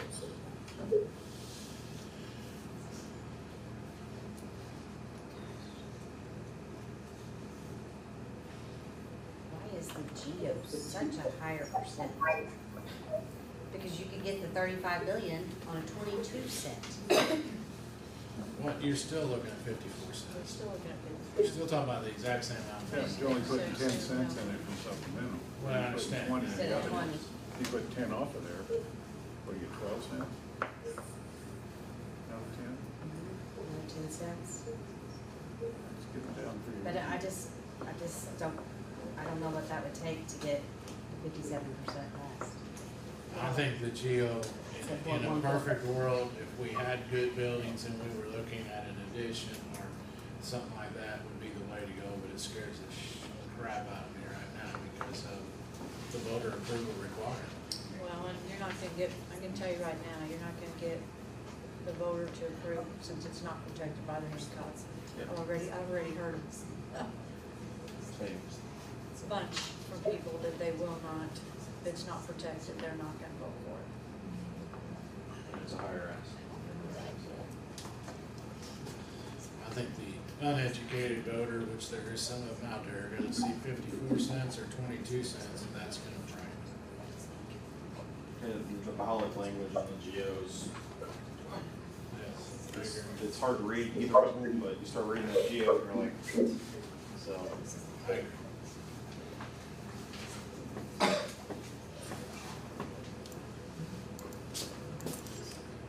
Well, we've got three very influential politicians working on behalf of 32, with Congressman Jason Smith. He is chairman of House Ways and Means.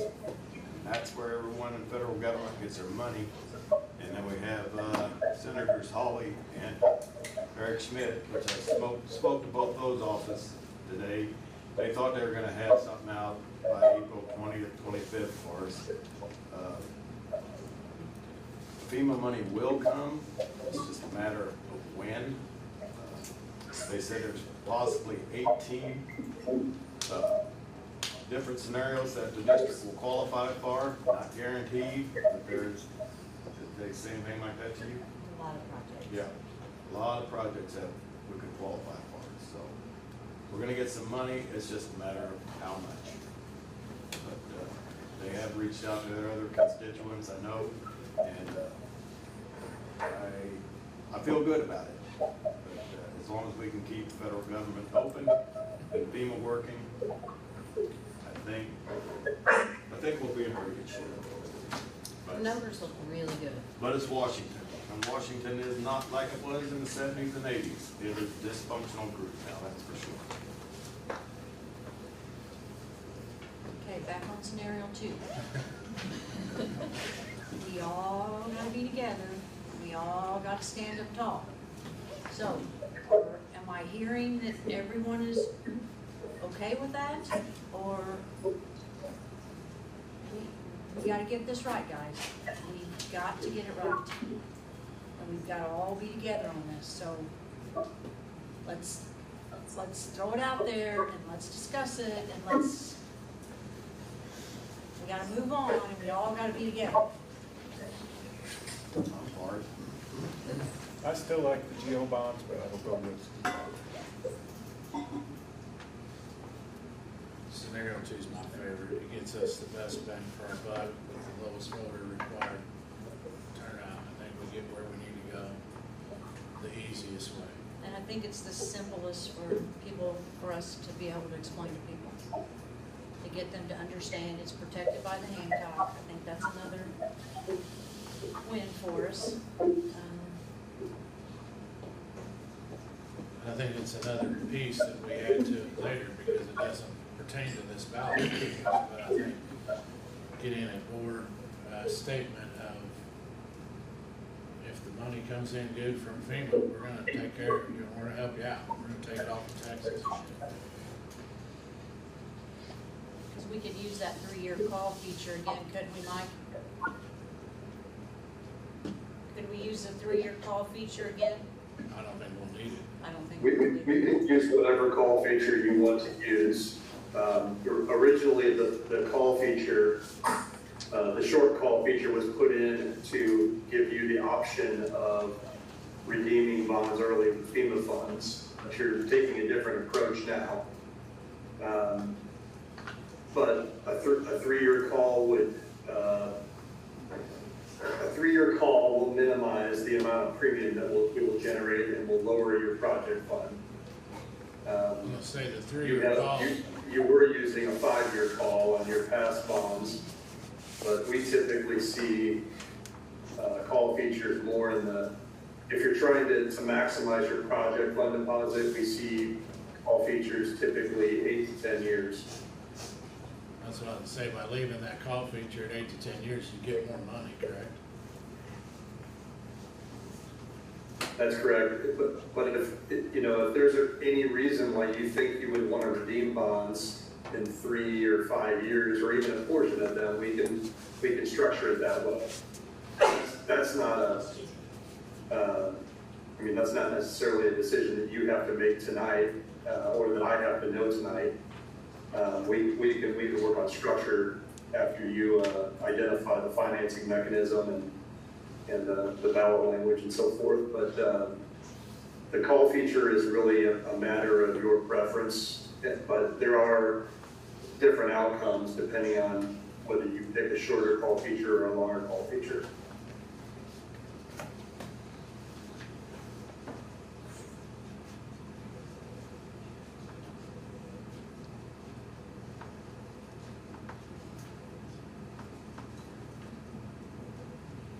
So then, I'm just throwing this out there. Are we think we're okay with approving this tonight without having a community forum first? What's everybody's thought on that? I think if you go to community forum, you start asking questions, you're gonna see everything from mild to wild. Fundraisers. I think that we've made a very educated decision here. We've put hours and hours into this. We've cut it from 41 cents to 22 cents, intending to build you the same, almost the exact same buildings. I feel like we've done our homework. We did what the voter asked us to. We can put a statement on that says if our FEMA funding is stronger, we'll lower your tax levy. I feel like we've done everything the voter asked, and we're still getting the kids a new school. And I agree, but I wanted to hear that, because I feel like the community spoke, and I feel like we have truly dug in, and we've looked at everything. But I think we're still gonna have to have some public forums to put this out there, and that we all speak, and that it's all on our back to be the ones that is out there getting this said. I agree with that. I'm all in on the public forums, but I think trying to do one to get information on this ballot language. It's our decision to make. We've been through hours of meetings to try to get to this decision. There's no way we can convey that to the public in 20 minutes. No. You're gonna have people say, how do you build a high school for 20%? It's like going to the hospital, you don't know. So it's time to make a decision. Yeah. I'm good with that. I just wanted to hear that from everybody. We're all good with it. I definitely think we need to, as we kind of said, we need to plant some community events to get this out there and also listen to people and see what they have to say. Everybody's agreement on the 35 on the second option, 22 cents. Somebody need to make a motion. So then what sunsets on that option? In 46, what sunsets? So you're saying The 22 and Sunset extended to 46. the 22 and the 32, naturally it would be those numbers. so, Mike, or Ben, whoever's this directed at, the question on the table is, in the end of scenario 2, when it says the years 2026 through 2045, and estimated to be reduced by, That estimated reduced by would be that 2215. what about the original 32 from Prop Kids? So in the second scenario, the Prop Kids, you're setting a new ceiling, right? So that Prop Kids 2017, it does not sunset. It is a brand new ceiling. You're increasing your ceiling by 2215, and your new ceiling would be 3.4979 and you'd have that increase for the next 20 years. So it incorporates that 2017 into this question. So, Ben, could they reduce it in the ballot language by an amount larger than 22.2215? You could, if you wanted to say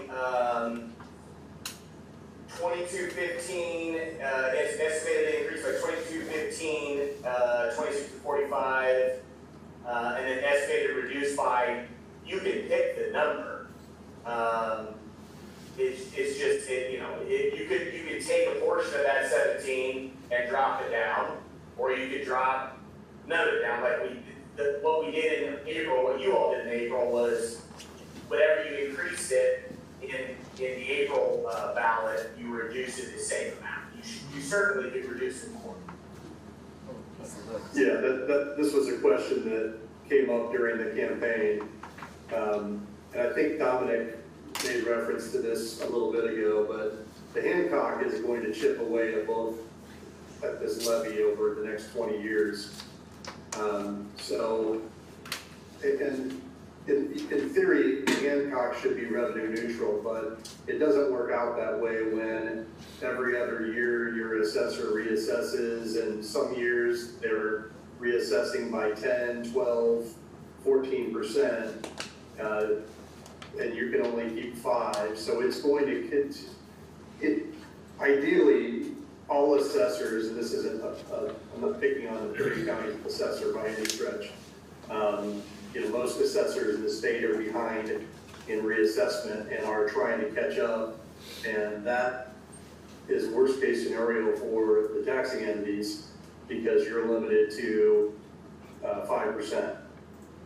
So it doesn't end up being a winning proposition. So I would be very reluctant, or I guess I would say I want to be on record to say I don't think it would be a great idea to reduce your levy in 2045 by the amount equal to the proposed increase and the 2017 levy, because that would have your levy under $3 if that were the case, and that's based on where your levy is today, not including Hancock Productions.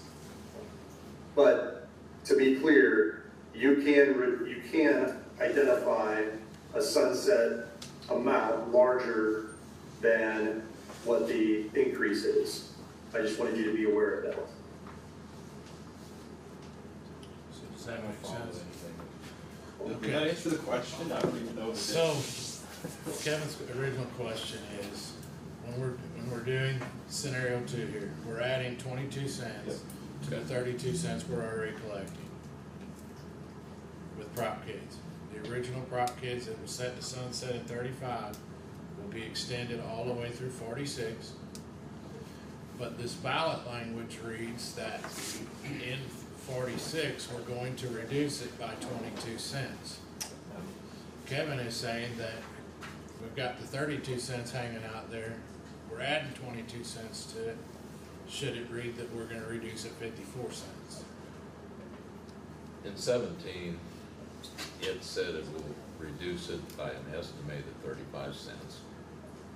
Okay, but then Hancock chipped that away, so. And it says, this says estimated also. Estimated also. Right, but what I'm getting at is they put the 35 cents in there, even though they knew that it wouldn't be 35. They put the 30, so putting the 54 in there now, estimated 54, wouldn't be any different. Does that make sense, Dan? Yeah. Okay, Yeah, sorry. that That's makes Kevin's question here. Right. As far as that last line of the ballot language, do you use a number greater than the 22 cents? I got you. To So show if you wanted to use to show that you're rolling back the new- entire levy. Correct. Right. The increase plus your 2017, it would be 0.5430.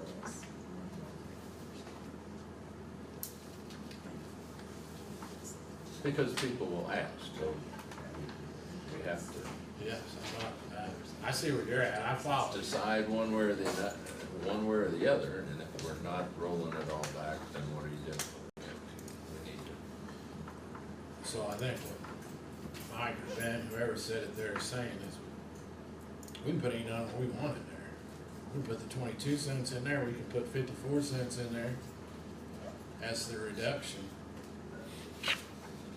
I think they were leaving the 32 cents in as a cushion for the district to operate on. If I'm reading what you're saying correctly. That's where I understand. He didn't recommend taking it all. In 20 years from now, you've already got the 20-cent cushion coming from the 20-cent supplement. Yes. Yes. I see where you're at. In 20 years from now, we can go back, and that's I would assume a no tax increase kind of question. And we can take that to the voters then to decide. Right? I agree. Right.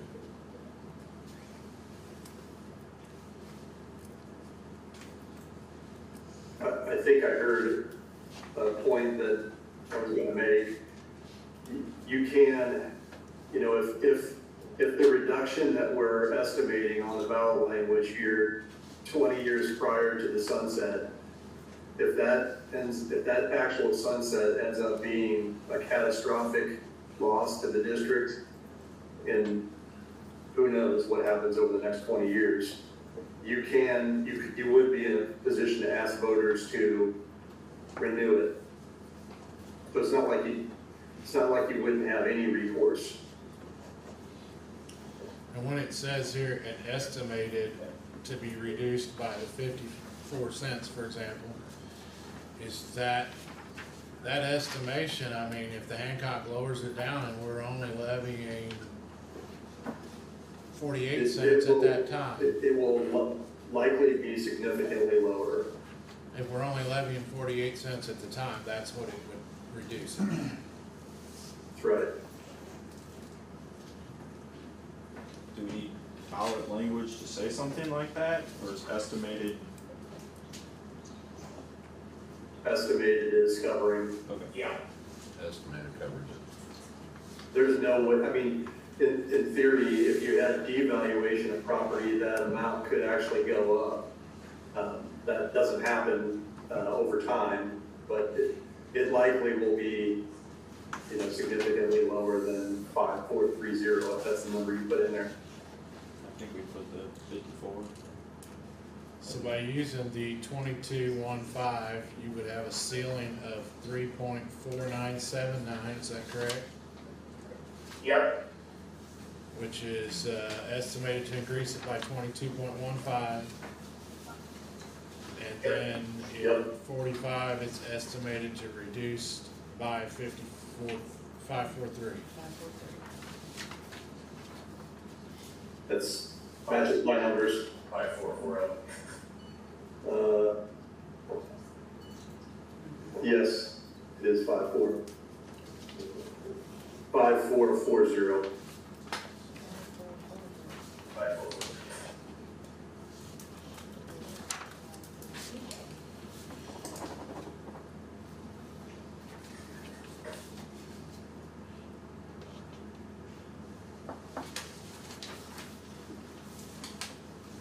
Any other questions about it? Is everybody happy with where we're at? I am.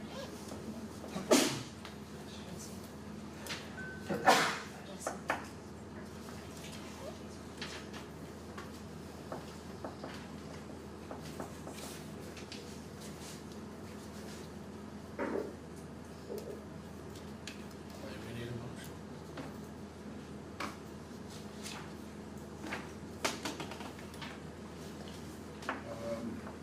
I make a motion, we, Can you read oh, is it on there? I think that the language is very important on the paperwork, on how it's worded. Expired. Here, just take it. You're in the middle. There it is. Motion that be resolved that an election on the question of whether to increase the operating tax levy ceiling for Perry County School District number 32 be hereby ordered to be held on Tuesday, August 4th, 2026 on the following question. And then insert the language. Does he have to read all of that, or can you just insert the language of the second option? Can we go over the amounts? Yes.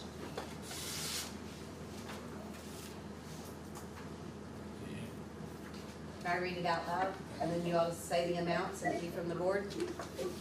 Shall the Board of Education of Perry County School District number 32 be authorized to increase the operating tax levy ceiling to 3.4979.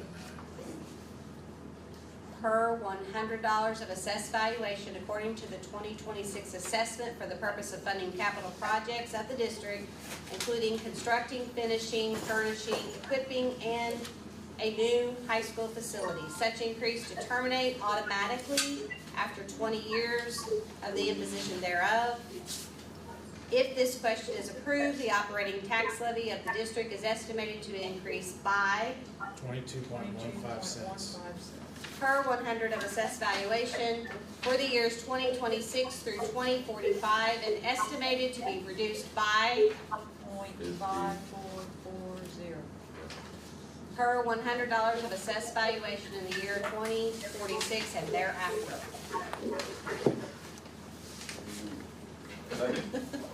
All those in favor? Aye. Opposed? All right, we have ballot language. So I don't want to give you another task here, but do you want to keep the proposition kids as you did in April, or do you want to just keep your question? We change the name. Do we have to decide that tonight? Yes. You have to decide, I mean, you don't necessarily have to decide it tonight, but we need to, you obviously have to, when you send it to the election authority, county clerks, it's gotta be in the information center. Sure. I don't think we change the names because we already got money in that fund, and if we do that, then we got a whole bunch of paperwork we gotta do, we gotta start all over, and it's just, we don't have time to do that. Smart move. We got time. So, I vote we just leave it what it probably is. Anybody opposed? Right, Mr. Kids, like it was in April. Second. All those in favor? Aye. Opposed? All right. It will Look be at that, brought in. this is two things. A record. Thank you, Mike, Ben. Well, sorry we were having trouble hearing, but I think you guys made your way through it, and glad to help. So now I'll work out the full set of financials on 35 million with the COP cap bonds, and Mr. Thompson will get to work on finalizing the election proceedings. Yeah, I've got them ready to go. What I'll do is essentially just drop in the language that you all approve. I can send it here in the next 5 minutes, and then that can be the documents you sign and get to the county clerks. Very good, thank you. Thank you. Thanks, everyone. Thank you.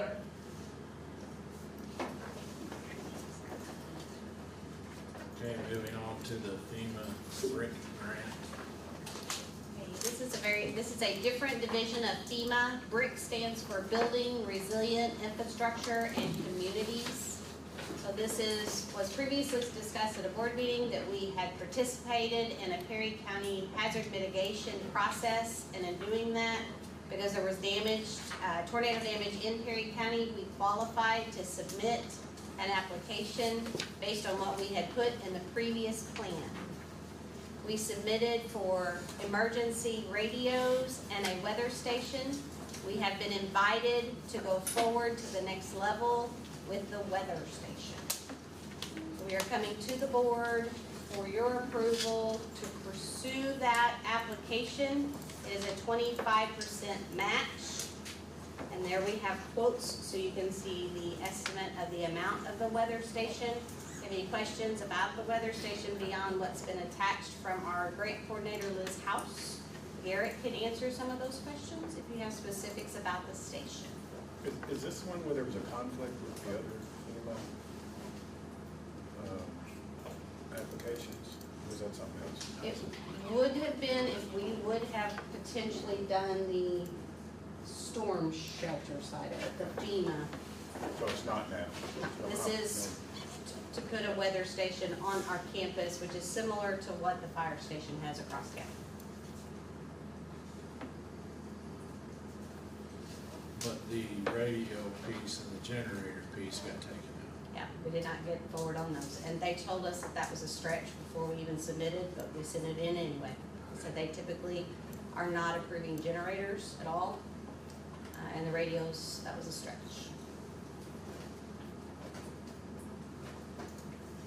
The weather station was very obviously connected to pre-warning of a future event. So it was a pretty easy argument on that one.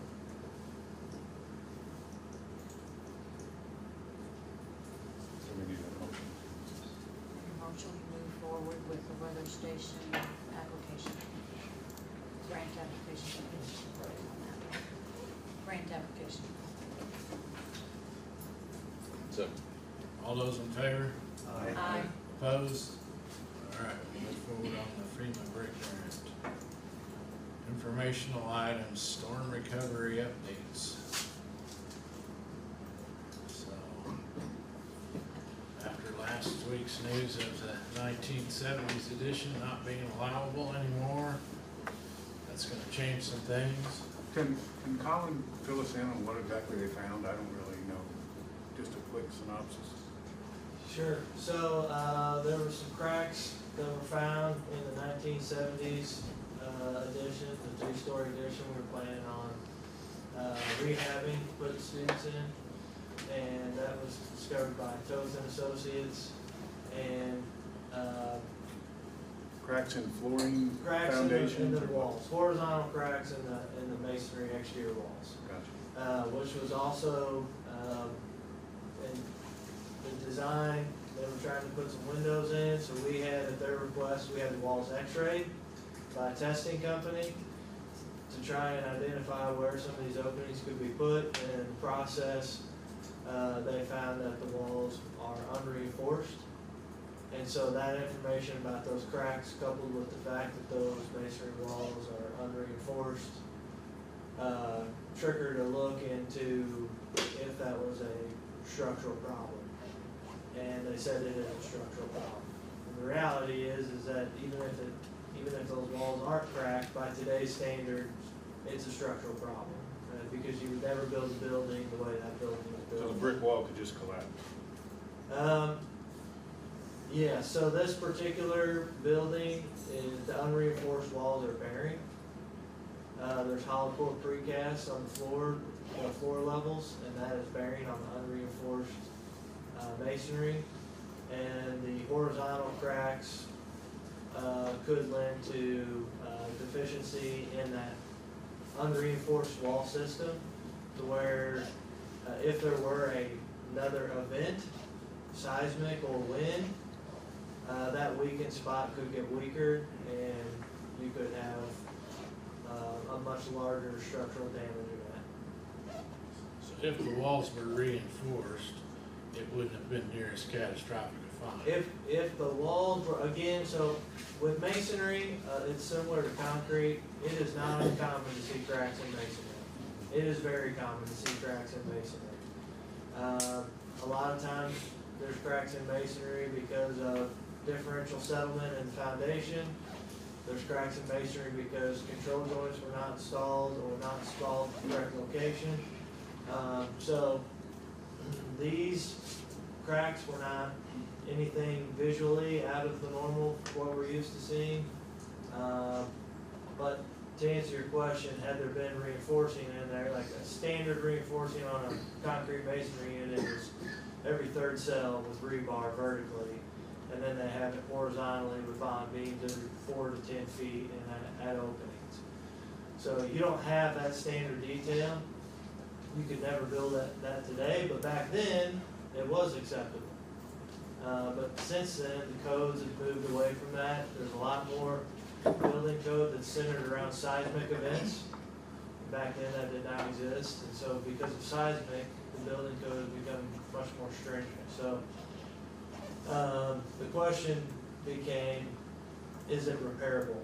And we have done, our company personally has done projects where we have gone in and reinforced unreinforced masonry walls or added reinforcing to reinforced masonry walls. This would be a very large undertaking to accomplish that, so much that the comment I made earlier, any cost of repair would be close to, if not equal to, a replacement cost. Thank you. So I think the big question moving forward is now are we stuck in the expo longer? Where do we put kids next year for education? Because we tended to use a lot of that in classroom spaces. Where can we go with it? How many classrooms will lose? 12. How many were they using currently? Well, we lost a few now. Mr. Shaver, do you have an answer or any thoughts on this? I got a lot of thoughts on it. Thank you. Answers, not so much. You know, the direct impact on students from last Wednesday to the end of this school year, we mitigated that pretty quickly, pretty easily. We just had to ship a few around. But in terms of the plan that we spent, I'm gonna say a good 5-6 weeks building for where they were gonna land in the fall and remain for the next 2.5 years, I don't have a replacement for that yet. And I don't know what it's gonna look like. To be frank, I haven't polled my entire staff, but anecdotally, we really are not interested in a plan that includes us taking up an entire wing in the elementary and putting kids down in the barn with the weight room and having us scattered all over the district for 2.5 years. It chews up too much instructional time, it scatters my staff, it's just not a good way to go. Off the cuff, I would say at least fall 2026 semester, we remain right where we are. There's still things to figure out though. You know, with the loss of the 70s wing, that includes both bathrooms that we had in there. So the bathrooms are completely out. Students have to leave that building and go up to the old senior high, or they have to go outside around into the cafeteria and then around again to get to a bathroom. We have one small bathroom stall that's been made accessible in the nurse's office for staff to use. But even that is in a questionable area that we don't want to be long-term. So bathrooms have got to be figured out. Egress areas have to be figured out if we're going to continue to use the science labs as we have been. I don't have answers for that. I've got ideas. We have a building committee meeting tomorrow morning. I'm hoping these guys got a lot of ideas. Justin's back there drawing up ideas left and right, so he might have it figured out already. But to be honest with you, I don't have a plan yet. If this had fallen any other time of year, I might, but this week's busy. There's stuff going on, graduation and whatnot on Friday, and I don't have one yet. I understand that. I think that's our next big step is figuring out the best spot for our students until we can get something built. We won't even have an answer on this ballot language till August, and by then we're already gearing up for them to come back to school, so. I love all these extra meetings, so probably this is gonna be a work session and, some brainstorming. Hopefully the building committee can throw something at us. What, does anybody got any thoughts?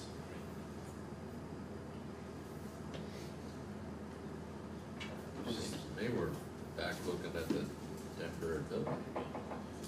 Yeah. I'm afraid you're right.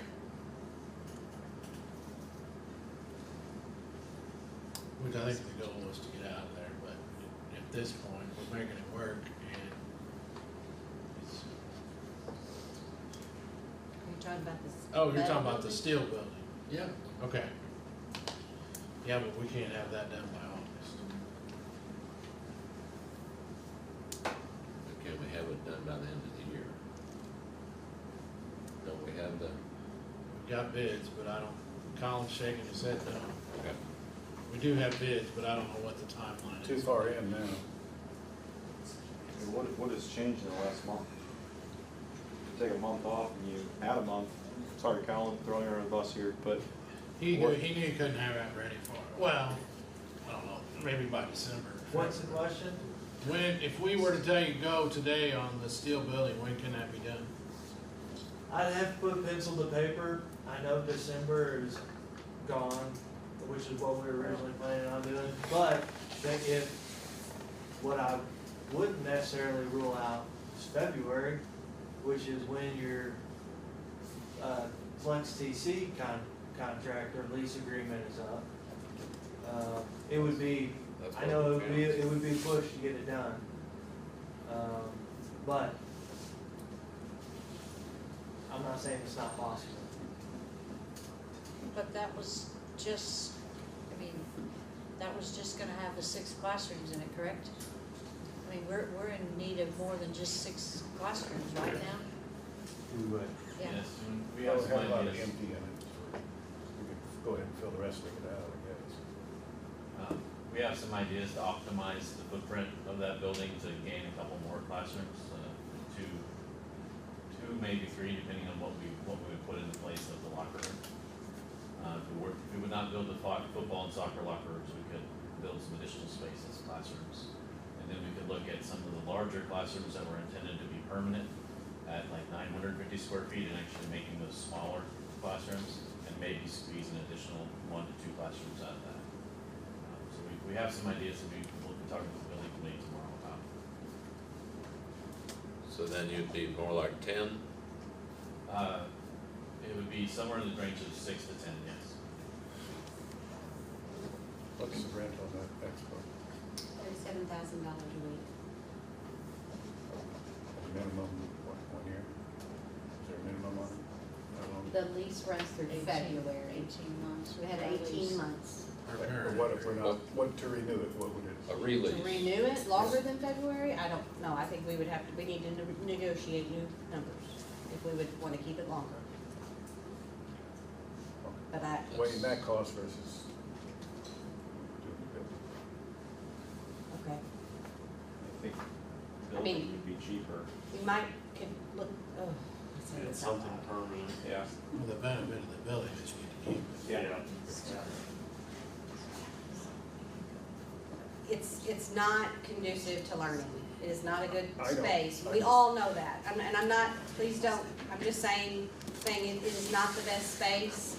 Before we would entertain that, we might take the opportunity to entertain maybe trailers to replace it, something else. Now, when I say that, in open session of a board meeting, please don't misinterpret it, but I would really, if we're gonna have to keep something temporary, I would like to see what our options are to see if we can get a better temporary than what we currently have. But please don't take that away and run with it, that we just have a lot of options to consider, and before we would go longer with that, I don't want to, I just want to know the numbers, so. He kinda just compare. wanted to compare. Yeah, so we can say, no, that's not feasible. and you know, you could Or look at justify what the other. purchasing something so that it is ours and we Right. turn around and resell it versus renting something. So there's a lot of options for you all to consider as far as the long-term cost involved as well. I agree. Well, we need to really take into account the staff. I mean, to take down the Flex TC building and put mobile homes in and have them, like trailers in, and have them move into them, only to move back out of them in another year, that's an additional strain on them if the Flex TC is working. I think that, I mean, that's a big piece there too, so. And I think we need a lot of staff input from that, you know, some, what do they think are some of our options? They might see the light they would some a little too, or if they just gotta do it for a year. I'm not arguing that, but I don't want to assume that they would agree with it. Yeah. And they may also, I know that, you know, 8 classrooms in the bell tower at the elementary isn't enticing either, but it's a hard block building with a brand new remodeled real classroom in it. So there's just not a lot of great options, or we would have already done them, but we need to explore other options, and we've not had the chance to do that. We'll start that conversation tomorrow. So you guys will have a meeting tomorrow, and then maybe we can get a summary of the meeting, and we can plan a work session in the future, possibly with some of the building committee and the board and you all at the same time, and we can hash something out. Is that reasonable? I'm just throwing this out there. Would it, I mean, would it be reasonable if we had to? Could we use some of this space and maybe get a trailer to put, and I hate to do this, to put, you guys in, central office in? Or spread them out across campus, there's probably, you might argue with me, but there's probably not a lot of reason they all can be in the same space. Technology, phones. I mean, since we possibly could use that elementary building, I mean, this is right here by it. I'm just throwing that out there for an option, or a think about, how about? While it's not a deciding factor, certainly a contributing factor is having a centralized building that serves as the high school. And while we can all agree that the Student Expo is a far cry from the best possible educational environment, at least it's a centralized hub. Correct. For the majority of us are. Being spread out across 5 or 6 different buildings, you're taking away the support from an already overly strained staff. And I'm worried about my people. Let's see where your meeting gets tomorrow. You guys can, your input's very important. I mean, you guys as staff and administrators, you guys know what's going on in these buildings. We hear about it in meetings, honestly.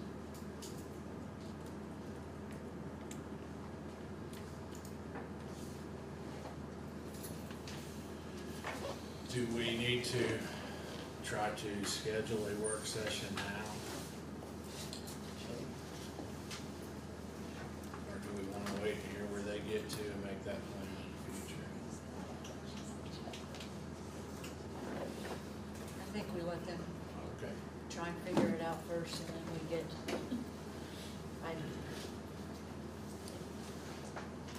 it's more of a burden on them than it is us. I think they need to be the ones that kind of figure out what's best. We just need to support. Since I've already chimed in a couple times, I do want to bring up something that just came up in a conversation Dr. Jones and I had with a representative from the senator's office last week that I really hadn't thought of prior to. And I know we're not to the start of the 27 school year yet, but as of right now, my high school staff has been through a lot. I've got one teacher leaving because she's at the end of her critical shortage provision for her retirement, and that's it in my entire building.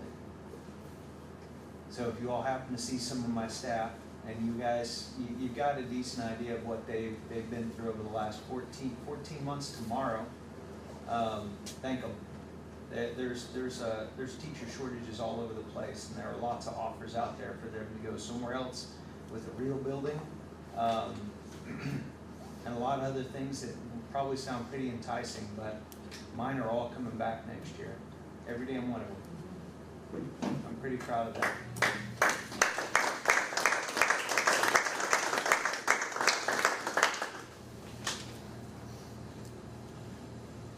So you guys will just join Mr. Schaefer and, I mean, like I said, send us a report, and when we need to get together or whatever, we'll make arrangements. Any more comments on the storm recovery?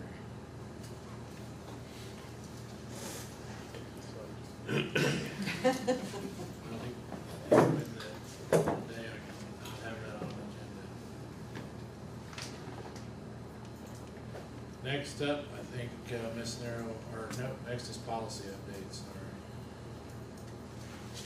Does anyone have concerns about those policy updates? I do. Okay. I don't know if anybody's really read them or just glanced through them, because we got another month to look at them, so at least that's what I usually do. I did Very read little. green. Yeah, I just happened to glance at these a little harder. MSBA in their liberal wisdom has done a lot over the years to lower the effectiveness of the school board. And some of these in this set, man, they're really, I feel, hitting it hard. I mean, it's not the whole stack. I mean, there's 11 policies. I had noticed something in 5 of them that, to me, is really important. For example, I didn't read it. Anything stand out as a particular one?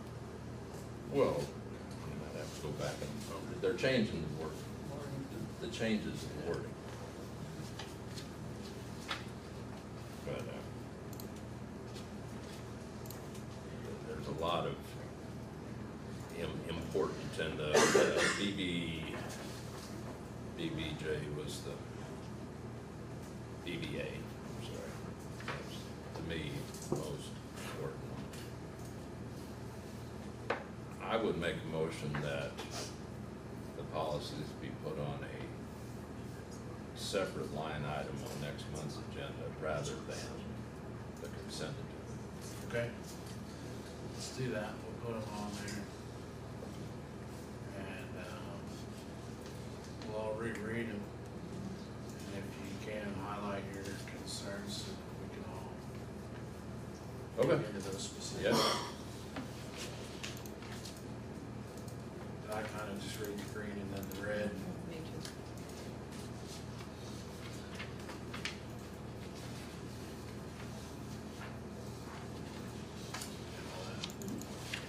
All right, moving on to the end of the year report. What should I do after I highlight?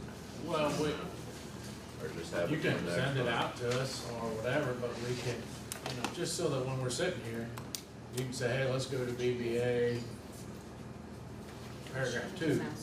Right. This is a concern. You understand? Yeah. I can do that real quick.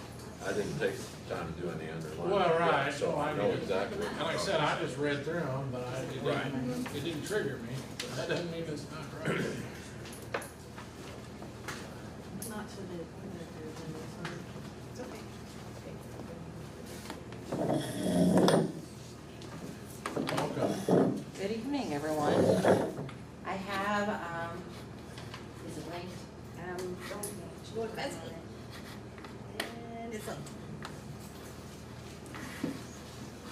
My mouse is not wanting to It's find only it. one bar.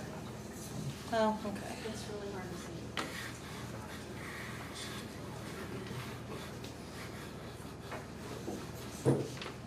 You wanna just click it and open it? It's been a night for technical difficulties. Well, I'm here tonight, I wanna share what I think is gonna be some, really positive news. We've talked a lot about physical buildings and, which are very important, obviously. But, we're here about academics and our students' achievement and their growth. And I have what I feel like is some really positive things to share with you. We're gonna start with the primary center, and this is our iReady platform that we adopted this past year, that we use from K through 5. So these scores came in, we finalized all the primary testing this week actually. Monday was our last day of testing in the primary. So this is pretty current. If you look at the top bar, that is our current achievement for spring. The bar below it is from the beginning of the year, late August, early September testing that we did. The green is where we want our students to be. That is on grade level. Yellow is a year behind. And the red could be up to two grade levels below. I want you to see the difference between our fall to our spring. Typically, what we see in a year for a student, our median, if it's a student right in the middle of the achievement, our median student would achieve at 100%. They would have 100% typical year's growth. And so when you look at our K2 overall building, that building scored at over a typical year's growth, 122%. Just kindergarten. Now, you're not going to see more than 2 grade levels below because it's kindergarten. But if you look at the beginning of the year, and then here's our spring results. So 76% of our kindergartners are on grade level in math. First grade, our first grade achieved at 128% in math. And second grade scored at 141%. That means we're closing gaps for students who may have started out below.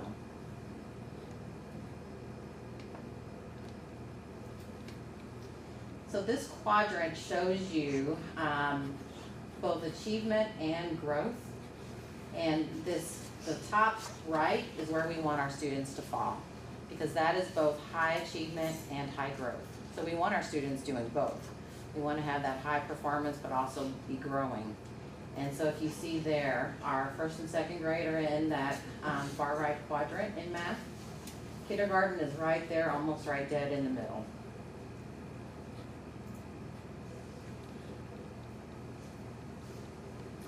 Okay, this is reading for our primary building.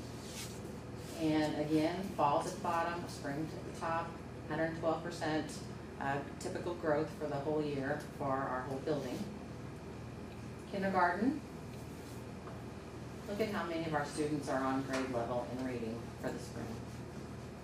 That's so promising because we're sending our students to first grade on grade level reading, and reading affects all areas. First grade, look at that typical growth, progress typical growth, 137%. We have no students in the red.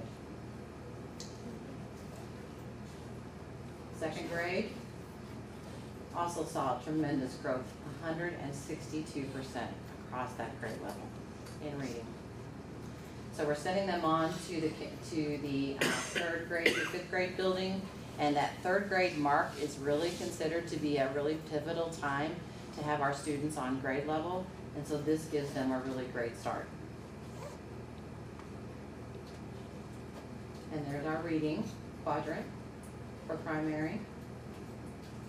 So kindergarten is almost at average in reading, and it seems strange when you look back here and see how much green we had in reading. But that is a national percentile rank for kindergarten students.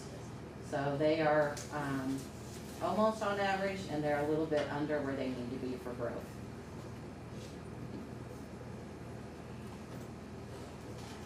Elementary school, grade 3 through 5. This took place at the end of March, early April, so they've been finished with their this testing for a time because they have MAP testing that they've just completed.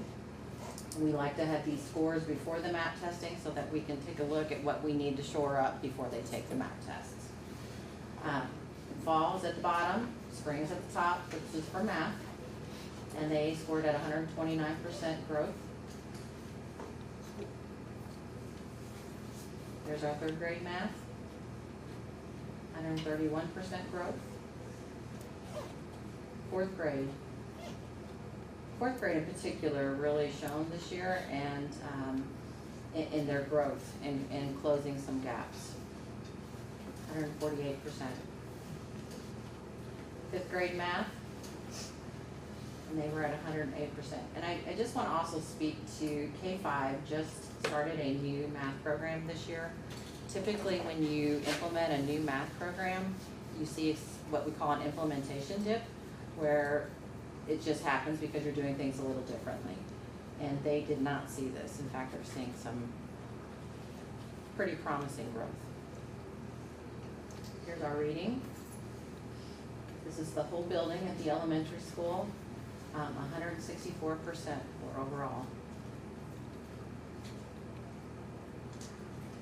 Third grade, we had 68% on grade level in full grade reading, and 151% progress to typical growth. Fourth grade, 53%. Look at this, 168%. And then our fifth grade really showed well, 180% progress to annual typical growth. And from what Dr. Dill has told us from her past experience with this program over some number of years, typically when we look at these scores, they're a pretty good predictor of our MAP scores. So typically, Dr. Dill, you can speak to this, I mean, you're the kind of the one, but typically it's the green and part of the yellow that we will see will be proficient and advanced. Yeah, usually the darker green of the lines are your advanced. The green and top third of your yellow are proficient. The yellow, the bottom two rows of the yellow would be basic, and then the red would be lower basic. So we'll be looking at those scores and seeing how they correlate this year. Obviously, this is our first year. We're hopeful. I just want to mention too, we had teachers, and I didn't put these scores up there, but we had teachers that had over 200% growth in their classes, 150 to 200% growth. Those teachers did an exemplary job this year. And we're not talking, you know, your advanced classes necessarily. We're talking some of our co-teaching classes that have some special education students in them. So very, very proud of all of them and our building administrators who led these initiatives. I just want to say too that we had 168 students that made their stretch growth. And so iReady says that if you can make your stretch growth 2 years in a row, you can close all the gaps and they can be right on grade level. So we had a swimming day planned, but then we ended up having to do 2 swimming days because there were so many kids that met their stretch growth. We were really proud of the kids. They set their own goals, they understood the numbers, they'd stop me in the hall, I don't 509. So like it's powerful. And what Dr. Dill is saying is seen right here on this screen with the anything above that middle line going up shows very high growth. And so all of our grade levels, they're not quite all in the quadrant that we want them in, but all of them are showing great growth. Dr. Dill, did you want to share anything about what you did in your building? As far as instructionally? Just what changes occurred? One of the things that the coaches and I do is we meet the year, first of the year, and middle of the year. And we talk about their focus students. So I have a student that MAP scores are counted 4 different ways. They're counted as general population, Hispanic, ELL, and special ed. So we really focused on those students that were in those special populations to try to boost those numbers up and get growth points.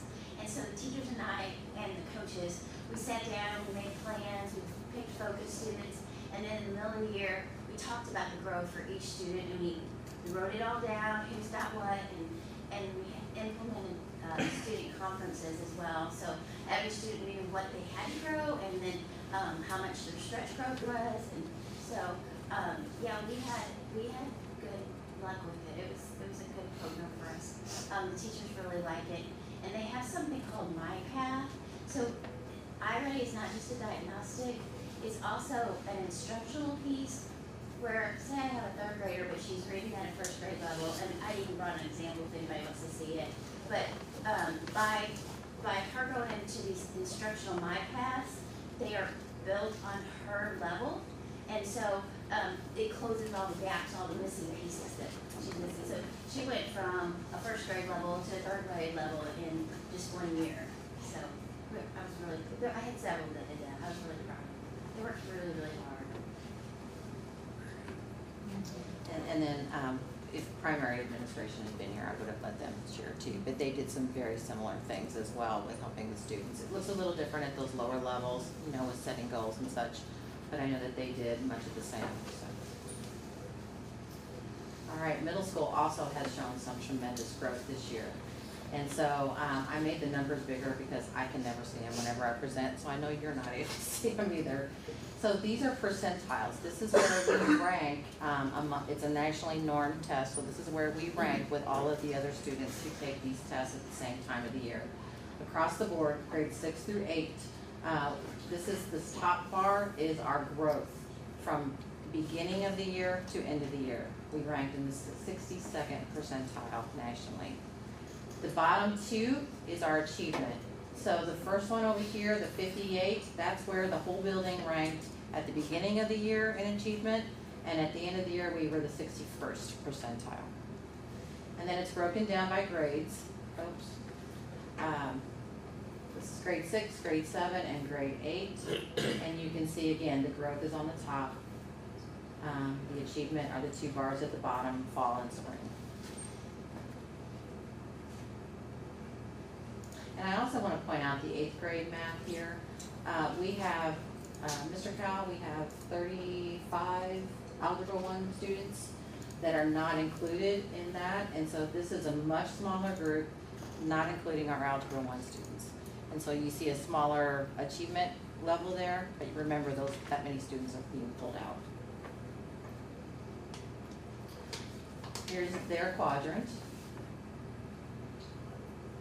We have high achievement, high growth, and here's our 8th grade that I was just talking about. And then here's our algebra. These are our students who in 8th grade take this before they get into high school.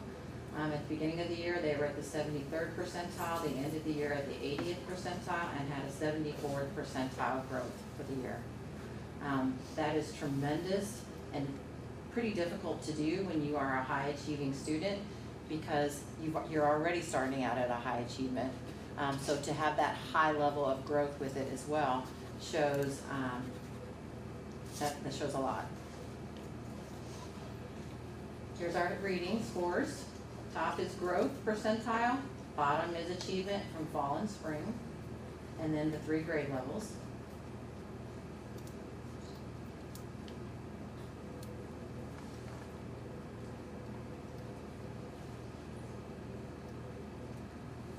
And then here is the quadrant for our reading achievement at the middle school, all in high achievement, high growth. And then lastly, we use NWEA at the middle school, and so there is a science test with NWEA, and so this shows our science, all 3 grade levels. This is the whole building at the top. We ended up at a 63rd percentile at the end of the year, and breaking it down. Our 8th grade is where we tested science. So if you look at the very bottom, They ended at a 58th percentile this year. And Mr. Kyle, I want to give you an opportunity as well to share what you all have been doing in your building. Well, I wanted to start off by saying I know there's been a couple years where the results haven't been great, and each time we've come to you and we've talked about the things that we were doing to get better, and we tried very hard, and those things included everything from new materials to teachers collaborating to getting together to really focusing in back on the test, and it took a lot of trust for you all to be able to trust that we were doing the right things as well. So a couple big highlights is the return to good old-fashioned instruction, Tier 1, getting those things back out and teaching the kids with the right materials.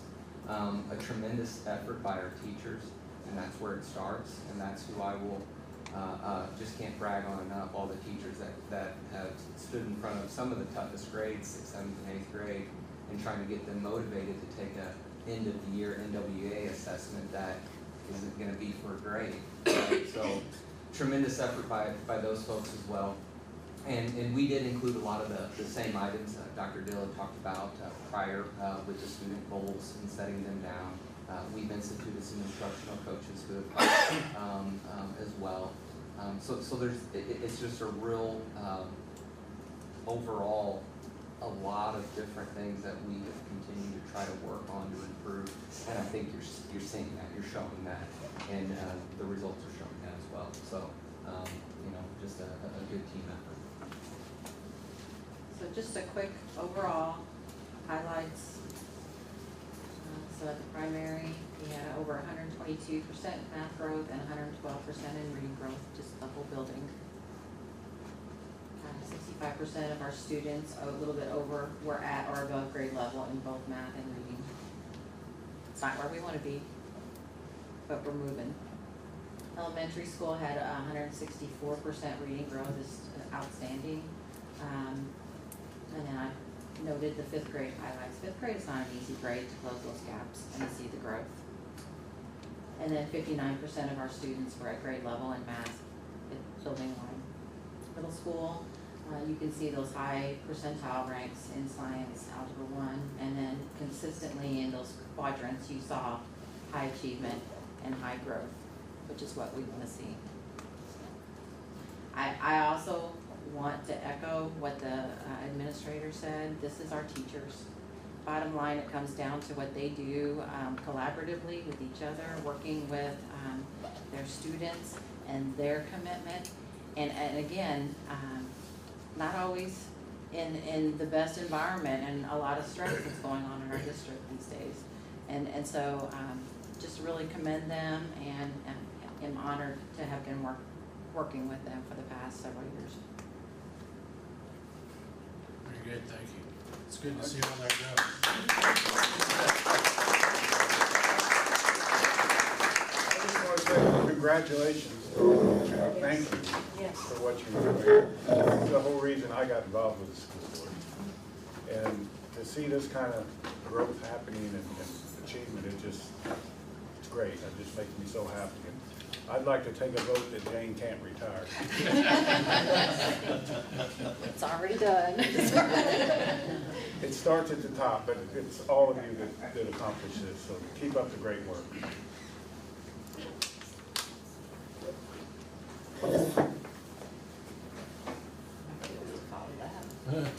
Now, we're on to the superintendent report. Can we skip down a couple? That's hard to follow.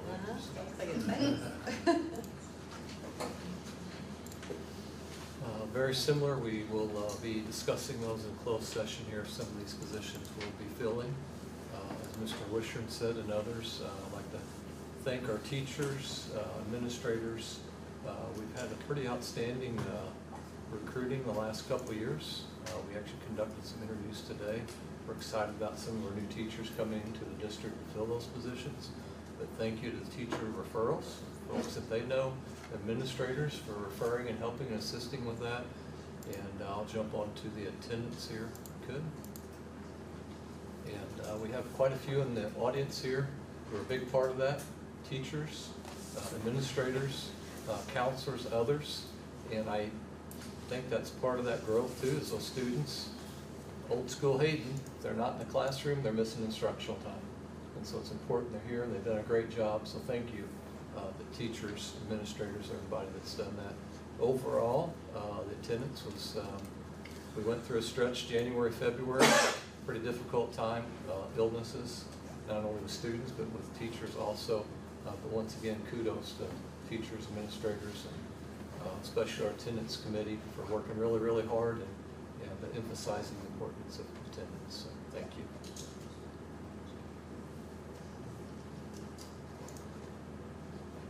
Any questions or concerns about the attendance report? Moving on to the financial report. We have the financial report for you to view. The first one looks like it's showing revenue first this month. Everything year to date, all funds coming in and split out by local, state, and federal. So we have the visual for you to do a 3-year comparison to the 2 prior years, as well as the numbers. And at this point, we are starting to watch that percent of budget. And so it's exciting to see that we actually have collected a little more than what we had budgeted. So those numbers that are above 100%, that is grateful to see. We're not certain how overall everything will come out in the end. Typically, as the board's familiar, that June, there's some withholdings throughout the full school year, and a lot of the state money specifically. A lot of times in June, you'll get some of those withholdings back. So we kind of get the bigger payments in June to finish things out. This year, there is discussion that the withholdings may remain held. So we're not sure exactly how we'll end on that. So we will keep a close eye on that. Probably will continue to go ahead and proceed with next year's budget. We plan to do that at the regular June board meeting, even though we won't have the finals right up to the end of the month. Once we get the finals, we can always amend the budget after the fact at the very next following meeting. So we're on track to present that in the June board meeting. And then the next page, that's the expenditures.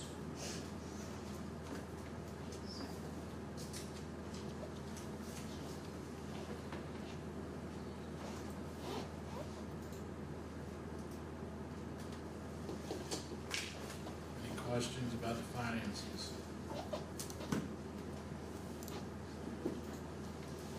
Moving on to the board newsletter. Seems like the main event there is Friday night. We should all be at the Park Center for graduation. I will not be there. I have a granddaughter that is graduating from pre-K. 8th grade tomorrow night at the Park Center.